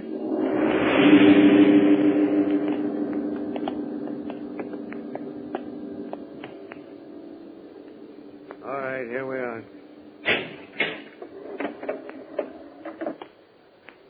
The room is so small. Somehow I had imagined it would be larger. And here is the chair. Yes, strap. Hood. All right, now, just sit down. And over there, the glass. Take it easy. Small pane with the dark faces seen dimly through. The witnesses. Now lay your arms along these. The whole room is like some strange sort of time machine. Machine for launching a man into another dimension. So true. Yeah. I best begin to prepare myself. Relax. Relax. Must relax. It won't be easy. Have you any last words, my son? Yes, one request. Do not allow my poor body to be dissected or embalmed, but on the third day after my death, cremate it. That will be arranged as you desire. Thank you. God be with you, my son. Remember what Christ said to the two criminals. In this day shalt thou be with me in heaven. Now move your head forward a little. All right, put the hood down. There. Now, when you hear the pellets drop into the acid, don't try any tricks. Just breathe deeply, see? Fumes don't hurt, see? And just cooperate with us. Make it easy on yourself, pal. You know what I mean?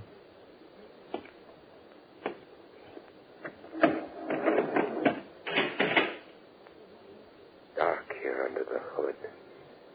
Now, the last breath, as the yogi taught me.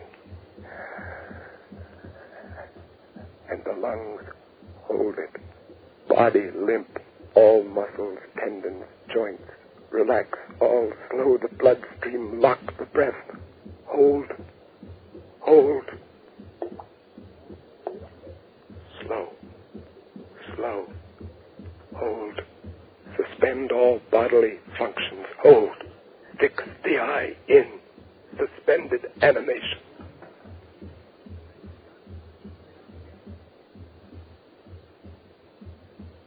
Gently fix the mind on time. Ease the beating of my heart. Time as a picture on the screen of my mind. Slower. Slower. My perception is slower. The time seems to spin by now. Go slow. My heart.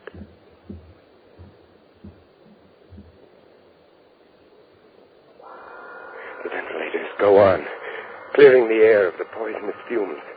Now the doctor will come with his stethoscope. I will my limbs to stiffness, my flesh to coldness. All right, it's clear, Doctor. You can go on in. Now, let's see now. Respiration ceased. Heart stopped. By the authority vested in me by the state of California, I pronounce this man dead. I will myself to consciousness in 6 hours' time. Where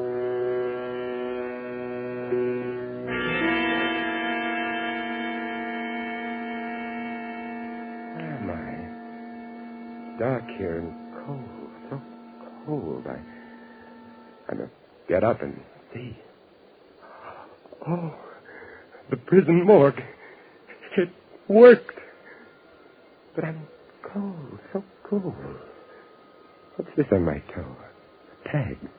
It was dark to read it, but I know what it says. It has my name, prison number, time of execution, yes. And now to look around, because the next step must be played just right. And this should be it. A coffin crate ready for shipping. Some cadaver being returned to a sentimental family. Well, that ought to be just right. With him on my slab, my tag on his toe, and the most perfect escape of all time underway, here we go.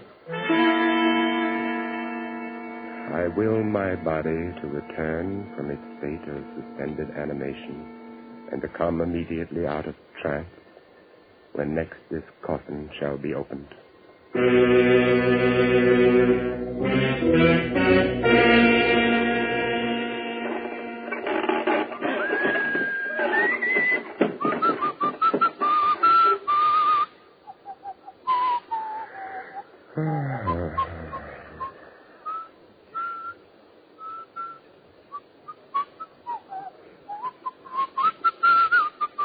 Hello, old man.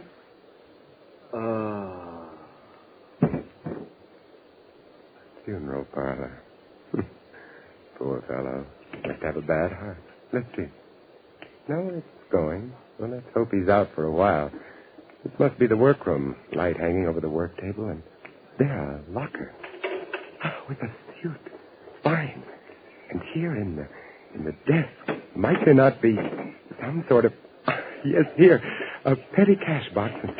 It's quite full. The old boy apparently doesn't believe in banks. And now that Lazarus has returned from the dead, this newspaper, Dateline, I was executed 4 days ago. Now I find myself resurrected in Indianapolis, Indiana.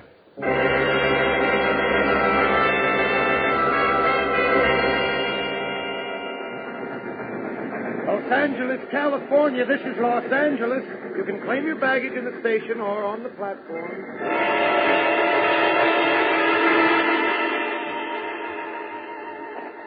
I returned to my home. Beautiful time to return home. My old hammock is there, and my flowers, my yard. The house is empty. The lawyer said he'd had it cleaned up. Oh, my books, my pictures. Here's my old pipe. I haven't smoked it in years. Mary didn't like it. But now she's gone. I don't hate her anymore. Tobacco's still fairly fresh. Fill the pipe. There's that detective story I never got to finish. Now I'll have time. Now I'll have lots of time. Time to smoke and read and write and rest. The sun's almost down. Twilight. Wonderful time to get outside. Cool, sweet air. Wonder what kind of birds those are. My hammock. Oh, it's so nice. Light the pipe.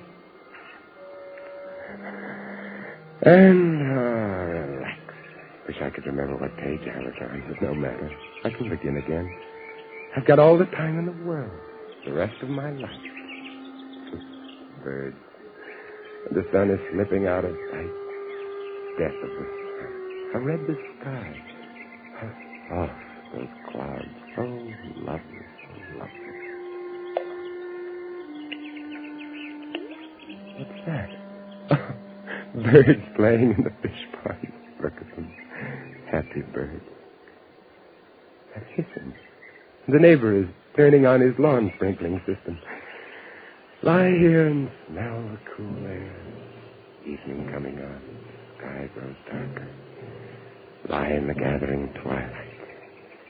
Death of the day, breath of the night.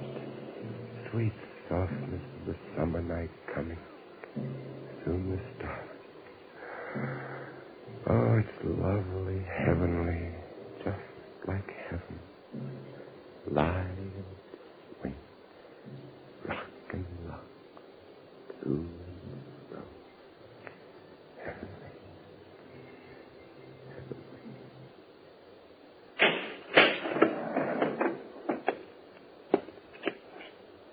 By the authority vested in me by the state of California, I pronounce this man dead.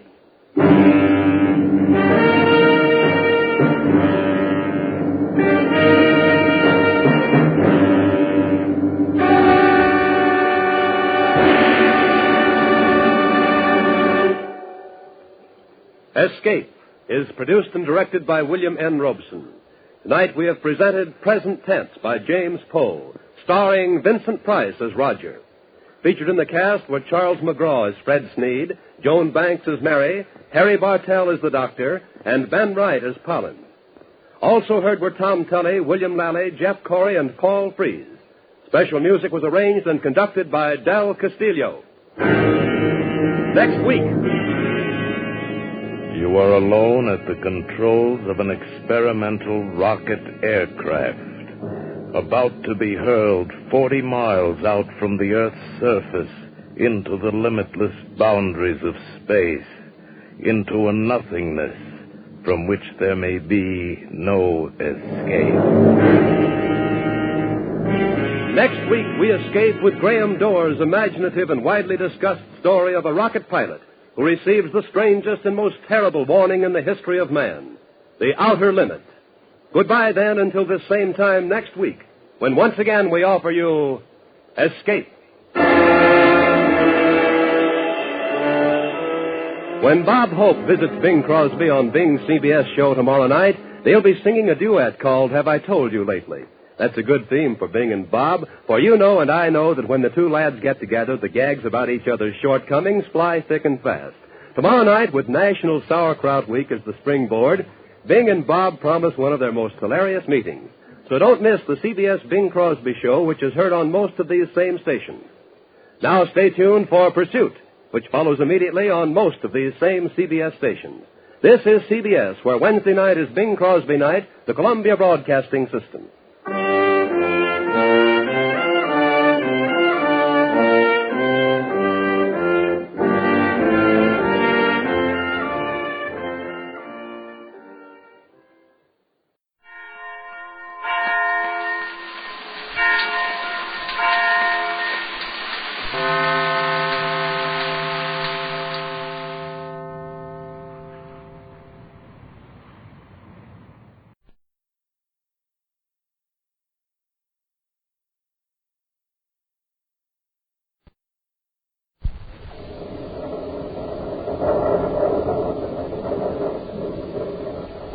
The American Broadcasting Company Radio Network presents Space Patrol!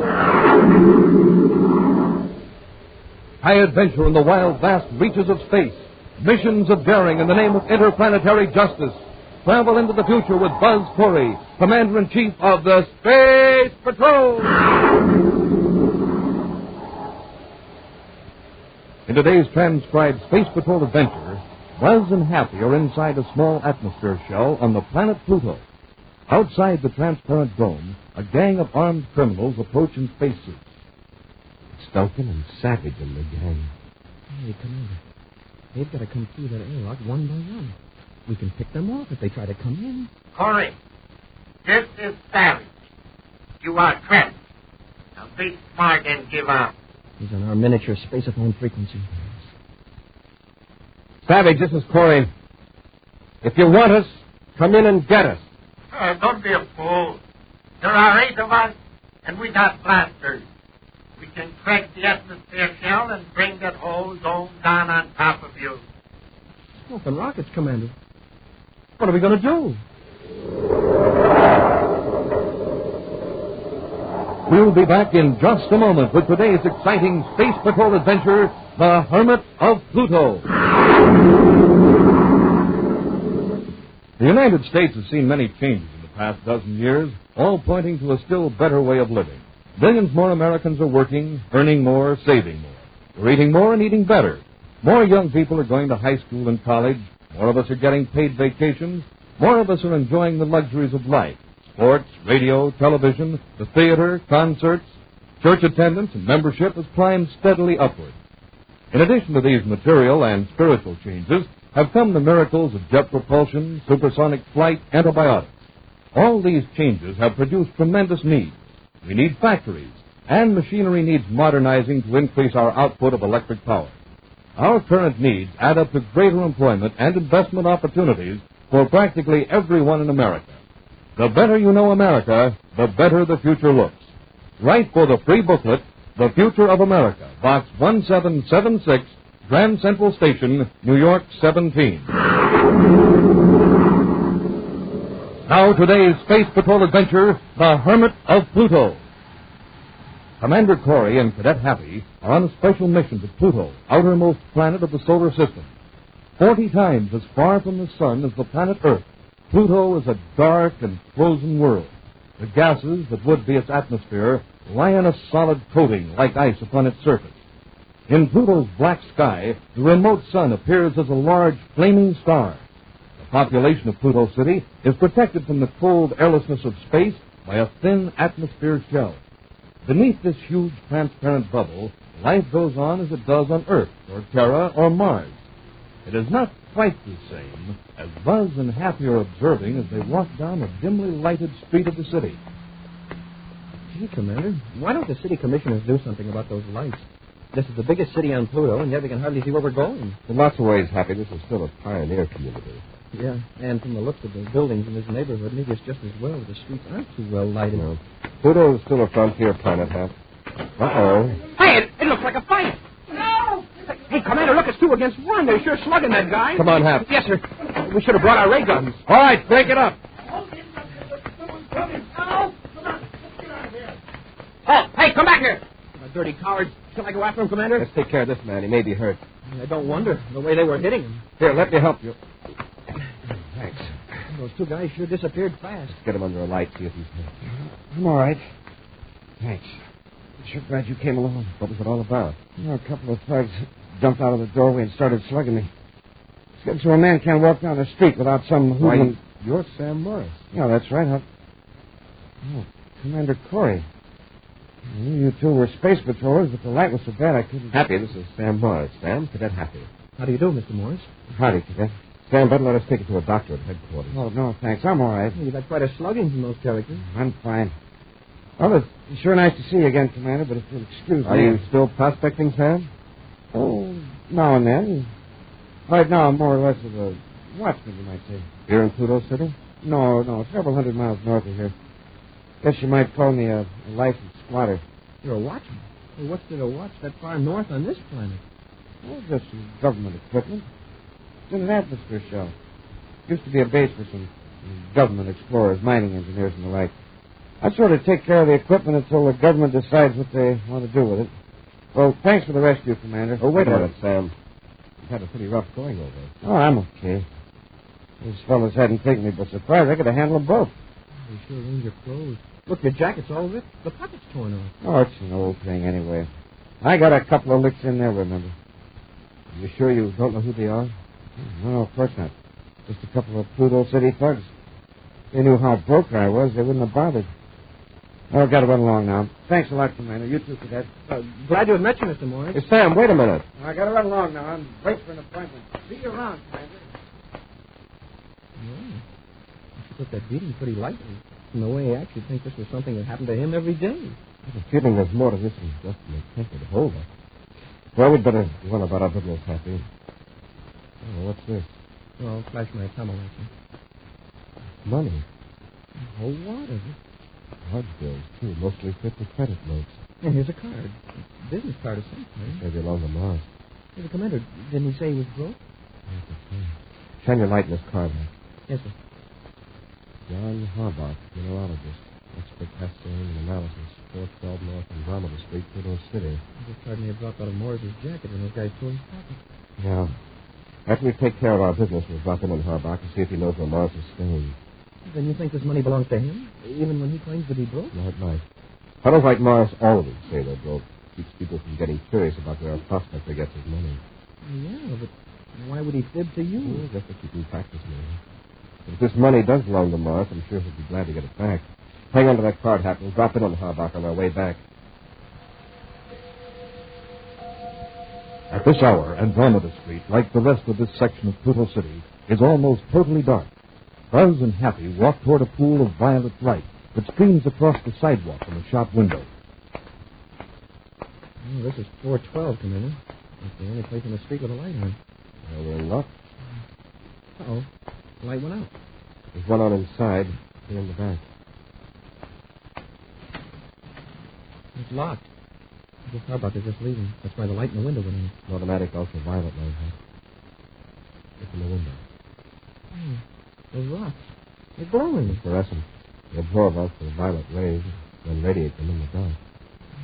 The rocks sure are pretty. But they're roasted on this street. It's completely deserted. Well, we got here too late. How about... Look inside. See that showcase? It's open. Looks like someone's lying there on the floor. Harbuck must have been robbed. What a neighborhood. Force the door, Hap. Yes, sir.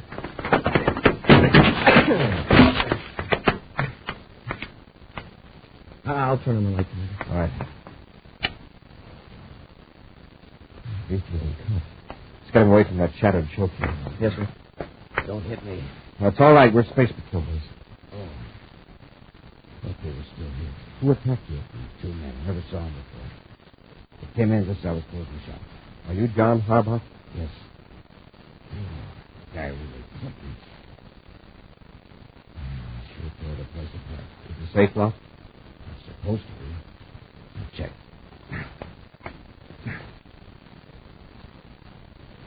That's relief. I didn't get it open.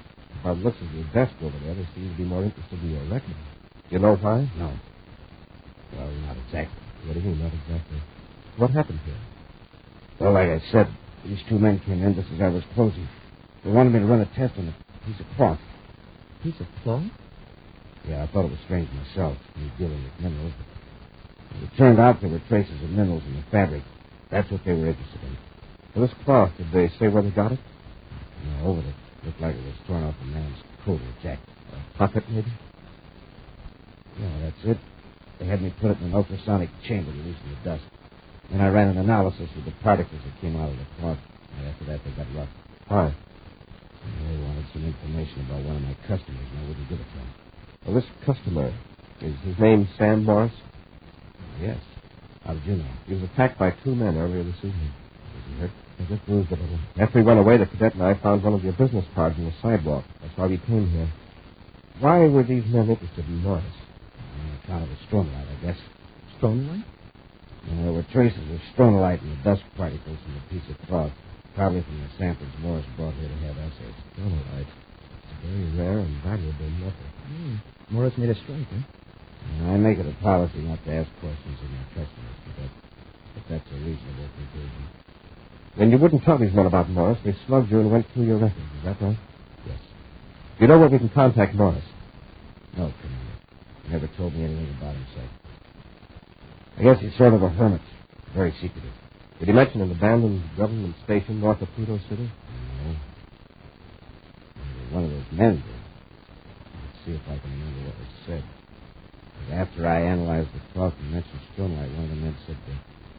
So that's why Morris has been holding up at that old exploration base, and the other man made him shut up. You remember anything else? No. Wait a minute. One of them said Morris is probably all alone in that shell, and there are 8 of us. Captain, we'd better find Morris right away. Yes, sir. Now that these cooks know that he's... Yeah.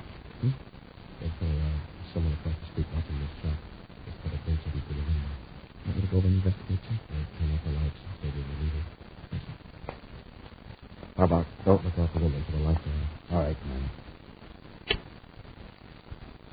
See him? Yeah, but not very clearly. He's carrying off down the street now. Trail him, Hap. I'll take Harbuck to headquarters.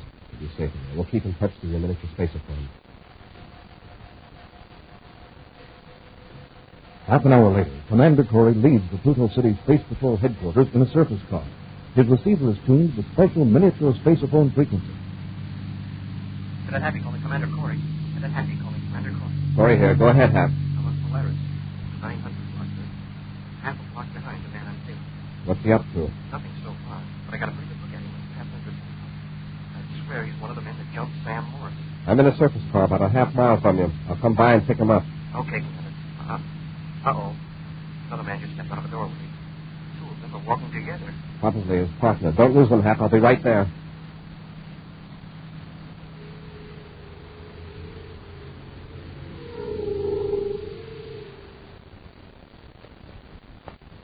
I didn't have a chance to finish Harbaugh. Two space patrols were in a shop. Well, if you hadn't got panicky, we could have done the job when we were there before. Well, it doesn't matter, Savage. Harbaugh won't be able to put the finger on us anyway. We'll be out of Pluto City in half an hour. Yeah, but Harbaugh knows we're interested in Sam Morris. If the space patrol tips Sam out, we... Duncan, we're being followed. Huh? Don't turn around. Just keep walking. When we turn the corner, we'll wait and let him catch up. Okay. Now, press close to the wall. Yeah.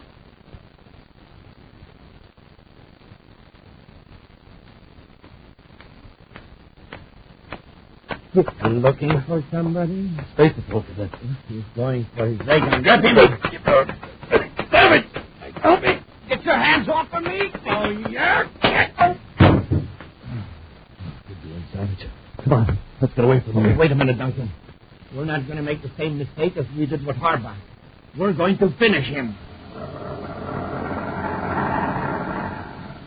We'll return to Space Patrol in just a moment. Listen, kids, you know how much fun it is to be growing up. Every day there's a new thrill. Well, here's a thrill maybe you haven't tried yet, and believe me, you'll like it. It's the fun of having enough money to get the things you want. Maybe a new bike or a camera, or saving for something big like business school or college in the years to come. Sound good? Well, here's how you do it. Put a part of your allowance and the extra cash you earn each week into school savings. It doesn't take long to have enough to buy a real United States savings bond like Dad gets all the time. And this is important. Bonds earn money for you. Uncle Sam stands behind them, and they're safe. So start to save now at your school.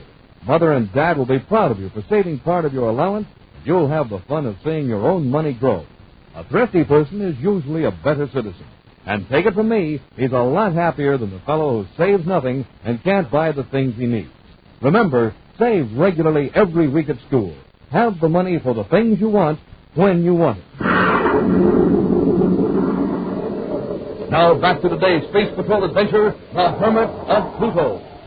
Buzz and Happy are on the planet Pluto, where they've learned that two men are using violent methods to obtain information on valuable deposits of the mineral stronolite, discovered by a prospector, Sam Morris. Using a miniature spaceophone, Happy has contacted Buzz in a surface car, and has reported that he's trailing two suspects through the dark streets of Pluto City. Discovering that Happy is following them, the two men raid around the corner of a building and grab the cadet. You heard what I said, Duncan. Let's finish him. Well, look, Savage, a ray gun would put him out, and we can get away from the city. Yeah? And when he comes to, he could continue the chase. Do what I tell you. What have you guys got to be afraid of? You really must be up to something crooked. Shut up, cadet. And quit struggling or I'll break your arm. All I know about you is that your names are Savage and Duncan, and you're walking down Polaris Street. And then all of a sudden you jump me on the corner of Polaris and Sigma Streets. I told you to shut up. Go on, Duncan, get to work. You're going to be sorry. There's a Space Patrol surface car on the way here now. You're bluffing. Savage. One of those miniature space phones hanging on his belt. He's been mentioning the street name. That gadget's turned on. Then we got to work fast. Look into the car now. Trying to sneak up with the lights out. Help me hold it, cadet. We'll break him down to the alley. Come on. Get moving, cadet. Hold it, you two. Commander! Let's go, Ray. Let's get out of here. Use your ray gun. Let them have it. Oh, you don't? Get your hands up. Get the cadet out of there, Corey. We got both of them, Duncan. That's it, one.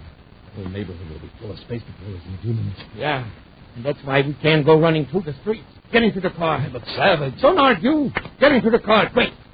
Okay. We'll ditch the car a block from the spaceport. Come on, get in.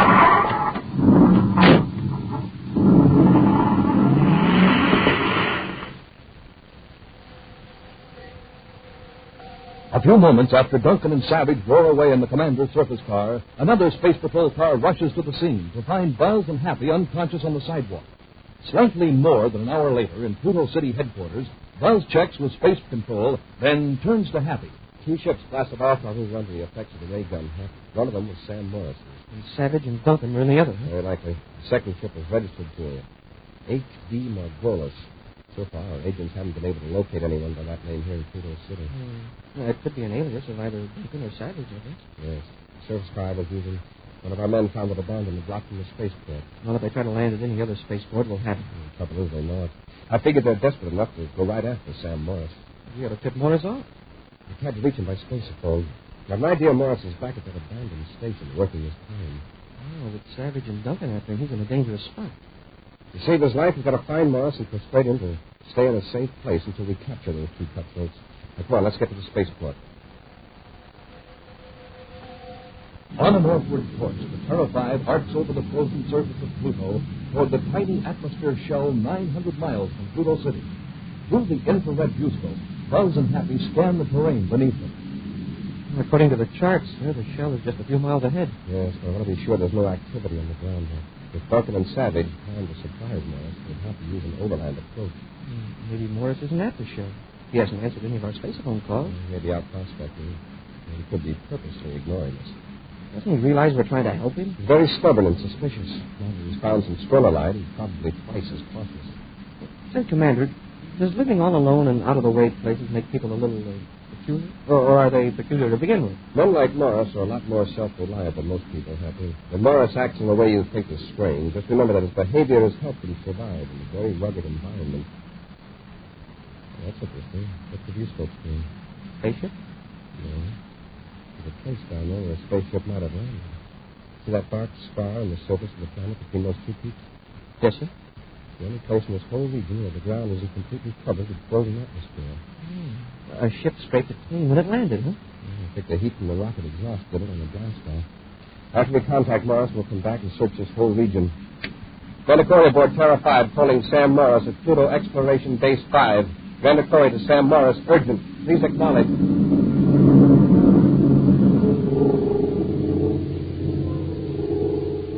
As the Terra 5 continues northward, two men watch the ship from inside a small atomic-powered tank hidden in a narrow ravine, half a mile from the scarred ground.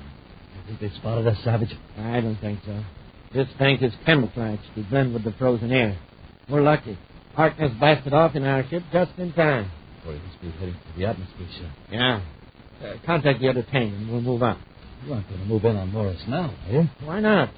Corey's still there when we arrive. We can finish him, too. That's likely to be quite a job. No, it won't be. Corey's ship will be outside the shell. And with 2 tanks and 8 men on our side, anyone inside the shell will be at our mercy. Space upon the other tank. Let's move forward.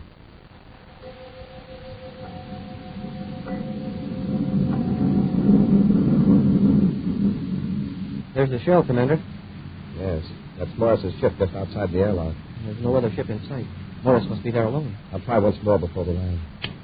Vandercory aboard Terra 5, calling Sam Morris at Pluto Exploration Base 5. Sam, if you read me, acknowledge. This is urgent. Morris to Corey, what do you want? Where are you? Inside the shell? Yeah, I'm pretty busy. You're in serious danger. I've got to talk to you in person. Somebody may be picking up this spacephone conversation. Well, all right. You'll have to land outside the shell. This bubble doesn't have a space lock. Yes, I know. We'll set down near your ship. Hurry out.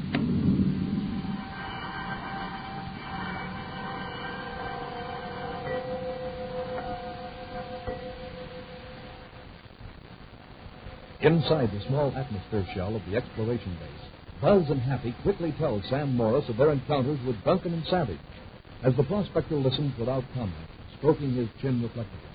This is serious, Morris. But let us take you away from here right away. Nothing doing, Commander. I know my rights. Those crooks aren't going to run me off. Sure you're in the right, Mr. Morris, but you're all alone, 900 miles from Pluto City. You won't lose out on your claim to the stronolite, I guarantee. Well, I'm not taking any chances. You're taking plenty of chances by staying here. Now, look, Morris, you're here as an official government watchman, but whatever you find under the ground, that's yours by right of discovery. You sure of that? Of course. We're only trying to help you, Mr. Morris. Well, I don't know. I figure a man's got to stand his ground on his own. The minute you let somebody do you a favor, you start wanting something in return. Believe us, Mr. Morris. We only... Commander, look out there. Through the atmosphere ship. There's your answer, Morris. Men in spacesuits climbing out of tanks. Savage and Duncan in the ground. Have you got any weapons here? Ray gun. They've got to come through that airlock one by one. We can pick them off if they try to come in. Corey, this is Savage. Listen to me. You're trapped. Turn Morris over to us and save your skin. Hear that, sir? He's on our miniature spacephone frequency. Yes, I heard. Savage, if you want us, come in and get us. That's telling you, Commander. Don't be a fool, Corey. There are 8 of us and just 3 of you. And we've got blasters. You're right by the airlock. Come on in. You think I'm crazy? All we got to do is fire our blasters at this atmosphere shell. It will crack, and the whole dome will fall in on you. We wouldn't stand a chance, even in our spacesuit. Listen, Morris isn't wearing his spacesuit. I'll give you 2 minutes to make up your mind, Corey. Morris, we don't have any actual weapons, so we'll have to improvise. We're out of what? We've only got 2 minutes. That big cone over there, isn't that a heat projector? Yes, but it's not a very strong one. It wouldn't penetrate their spacesuits at this distance. We'll have to. Now, come on, let's turn it on and focus it towards Savage and his men. I tell you, it's not going to do any good. It won't do any more than melt that frozen atmosphere outside the dome. That's exactly what I want. This is a main control switch, isn't it? Sure, but I don't see what good. Just what? I will just focus the heat beam at their feet. It's not doing anything, sir. Like Morris says, it isn't strong enough. It's melting that frozen air on the ground. Yeah, but they're just waiting around in puddles of liquid air. Corey, cut off the heat beam. Cut it off or I'll order my men to fire at the dome. I can tell from here that you got one of those Mark 6 heat projectors. It couldn't even make pokes at this distance. He's right, Commander. They're just waiting in liquid air, and it's not much more than ankle deep. Yeah, that's fine. I will just shut the heat off. You might as well quit stalling, Corey. All right, Savage. The heat's been shut off. Come in the airlock. Ah, you're being smart. All right, man. Corey's given up. Into the airlock. Commander, you aren't just giving up without a fight. I don't think a fight would be necessary. All right, man, you heard me. Get going. That's... I can't. Oh, Duncan, come here and put me out of this. I can't. I'm too. We all are. Hey, the air is frozen solid again around their legs. Corey, that's what the clever trick. But it's not going to save you. Now get there again or I'll blast that dome. If you finish us, what's going to happen to you? You'll stand there rooted in frozen air for the rest of your lives. He's right, Savage. Every one of us is stuck. If you blast that dome in on Corey, we'll never get out. Corey, maybe you can care about yourself. But there's the cadet and Maury. You aren't going to sacrifice them just to keep us trapped here. Commander, he's raising his blast gun. Savage, if you bring this dome down on us, what are those 7 pals of yours going to think of you? What do you mean? The air supply of those suits isn't going to last indefinitely. Neither will the heating units. Then your men are going to start thinking about how they got into this predicament. They'll realize they're doomed, and they'll hate you. You're all armed, Savage. The first man to start gasping for breath, or the first man to feel himself growing numb with cold, what's he going to be thinking about you? You'll be just a few feet away within easy range of his blast gun. Listen to him, Savage. Put down that gun or I'll blast you myself right now. All right. You win. Order your men to drop their weapons. That's it. Cap, I'll cover you while you go out to the airlock and pick up those guns. They sure didn't need any urgency. I guess they all got cold feet.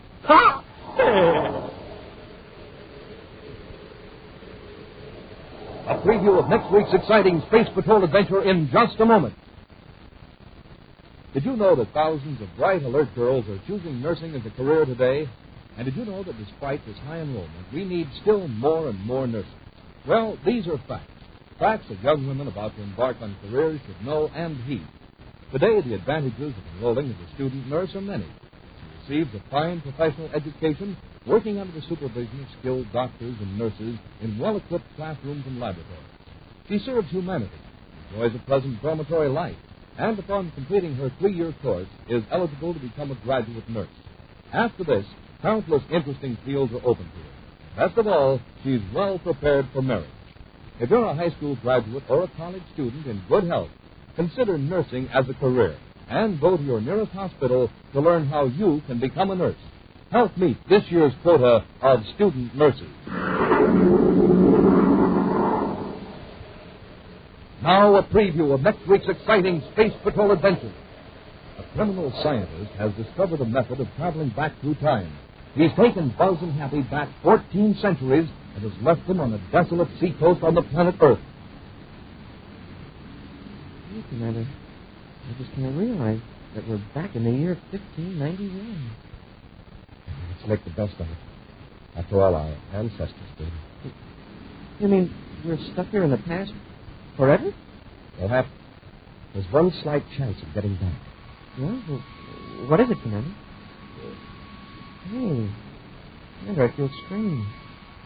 Everything's going black. What's that sound? I don't know. I feel like I'm floating. Hey, Commander, what's happening to us anyway? Hey, Commander! Where are you? Be with us next week for the thrilling Space Patrol story, The Time Pirates. Space Patrol, created by Mike Moser, starring Ed Kemmer as Commander Torrey and Lynn Osborne as Cadet Happy, was written by Lou Houston, produced and directed by Larry Robertson, executive producer Helen Moser. Other players were Bela Kovacs, Norman Jolly, and Ken Mayer. Dick Wesson speaking. Don't forget to tune in next Saturday at the same time for exciting adventure on Space Patrol. This program was broadcast to our armed forces overseas through the worldwide facilities of the Armed Forces Radio Service. Space Patrol came to you transcribed from Hollywood. This is ABC Radio Network.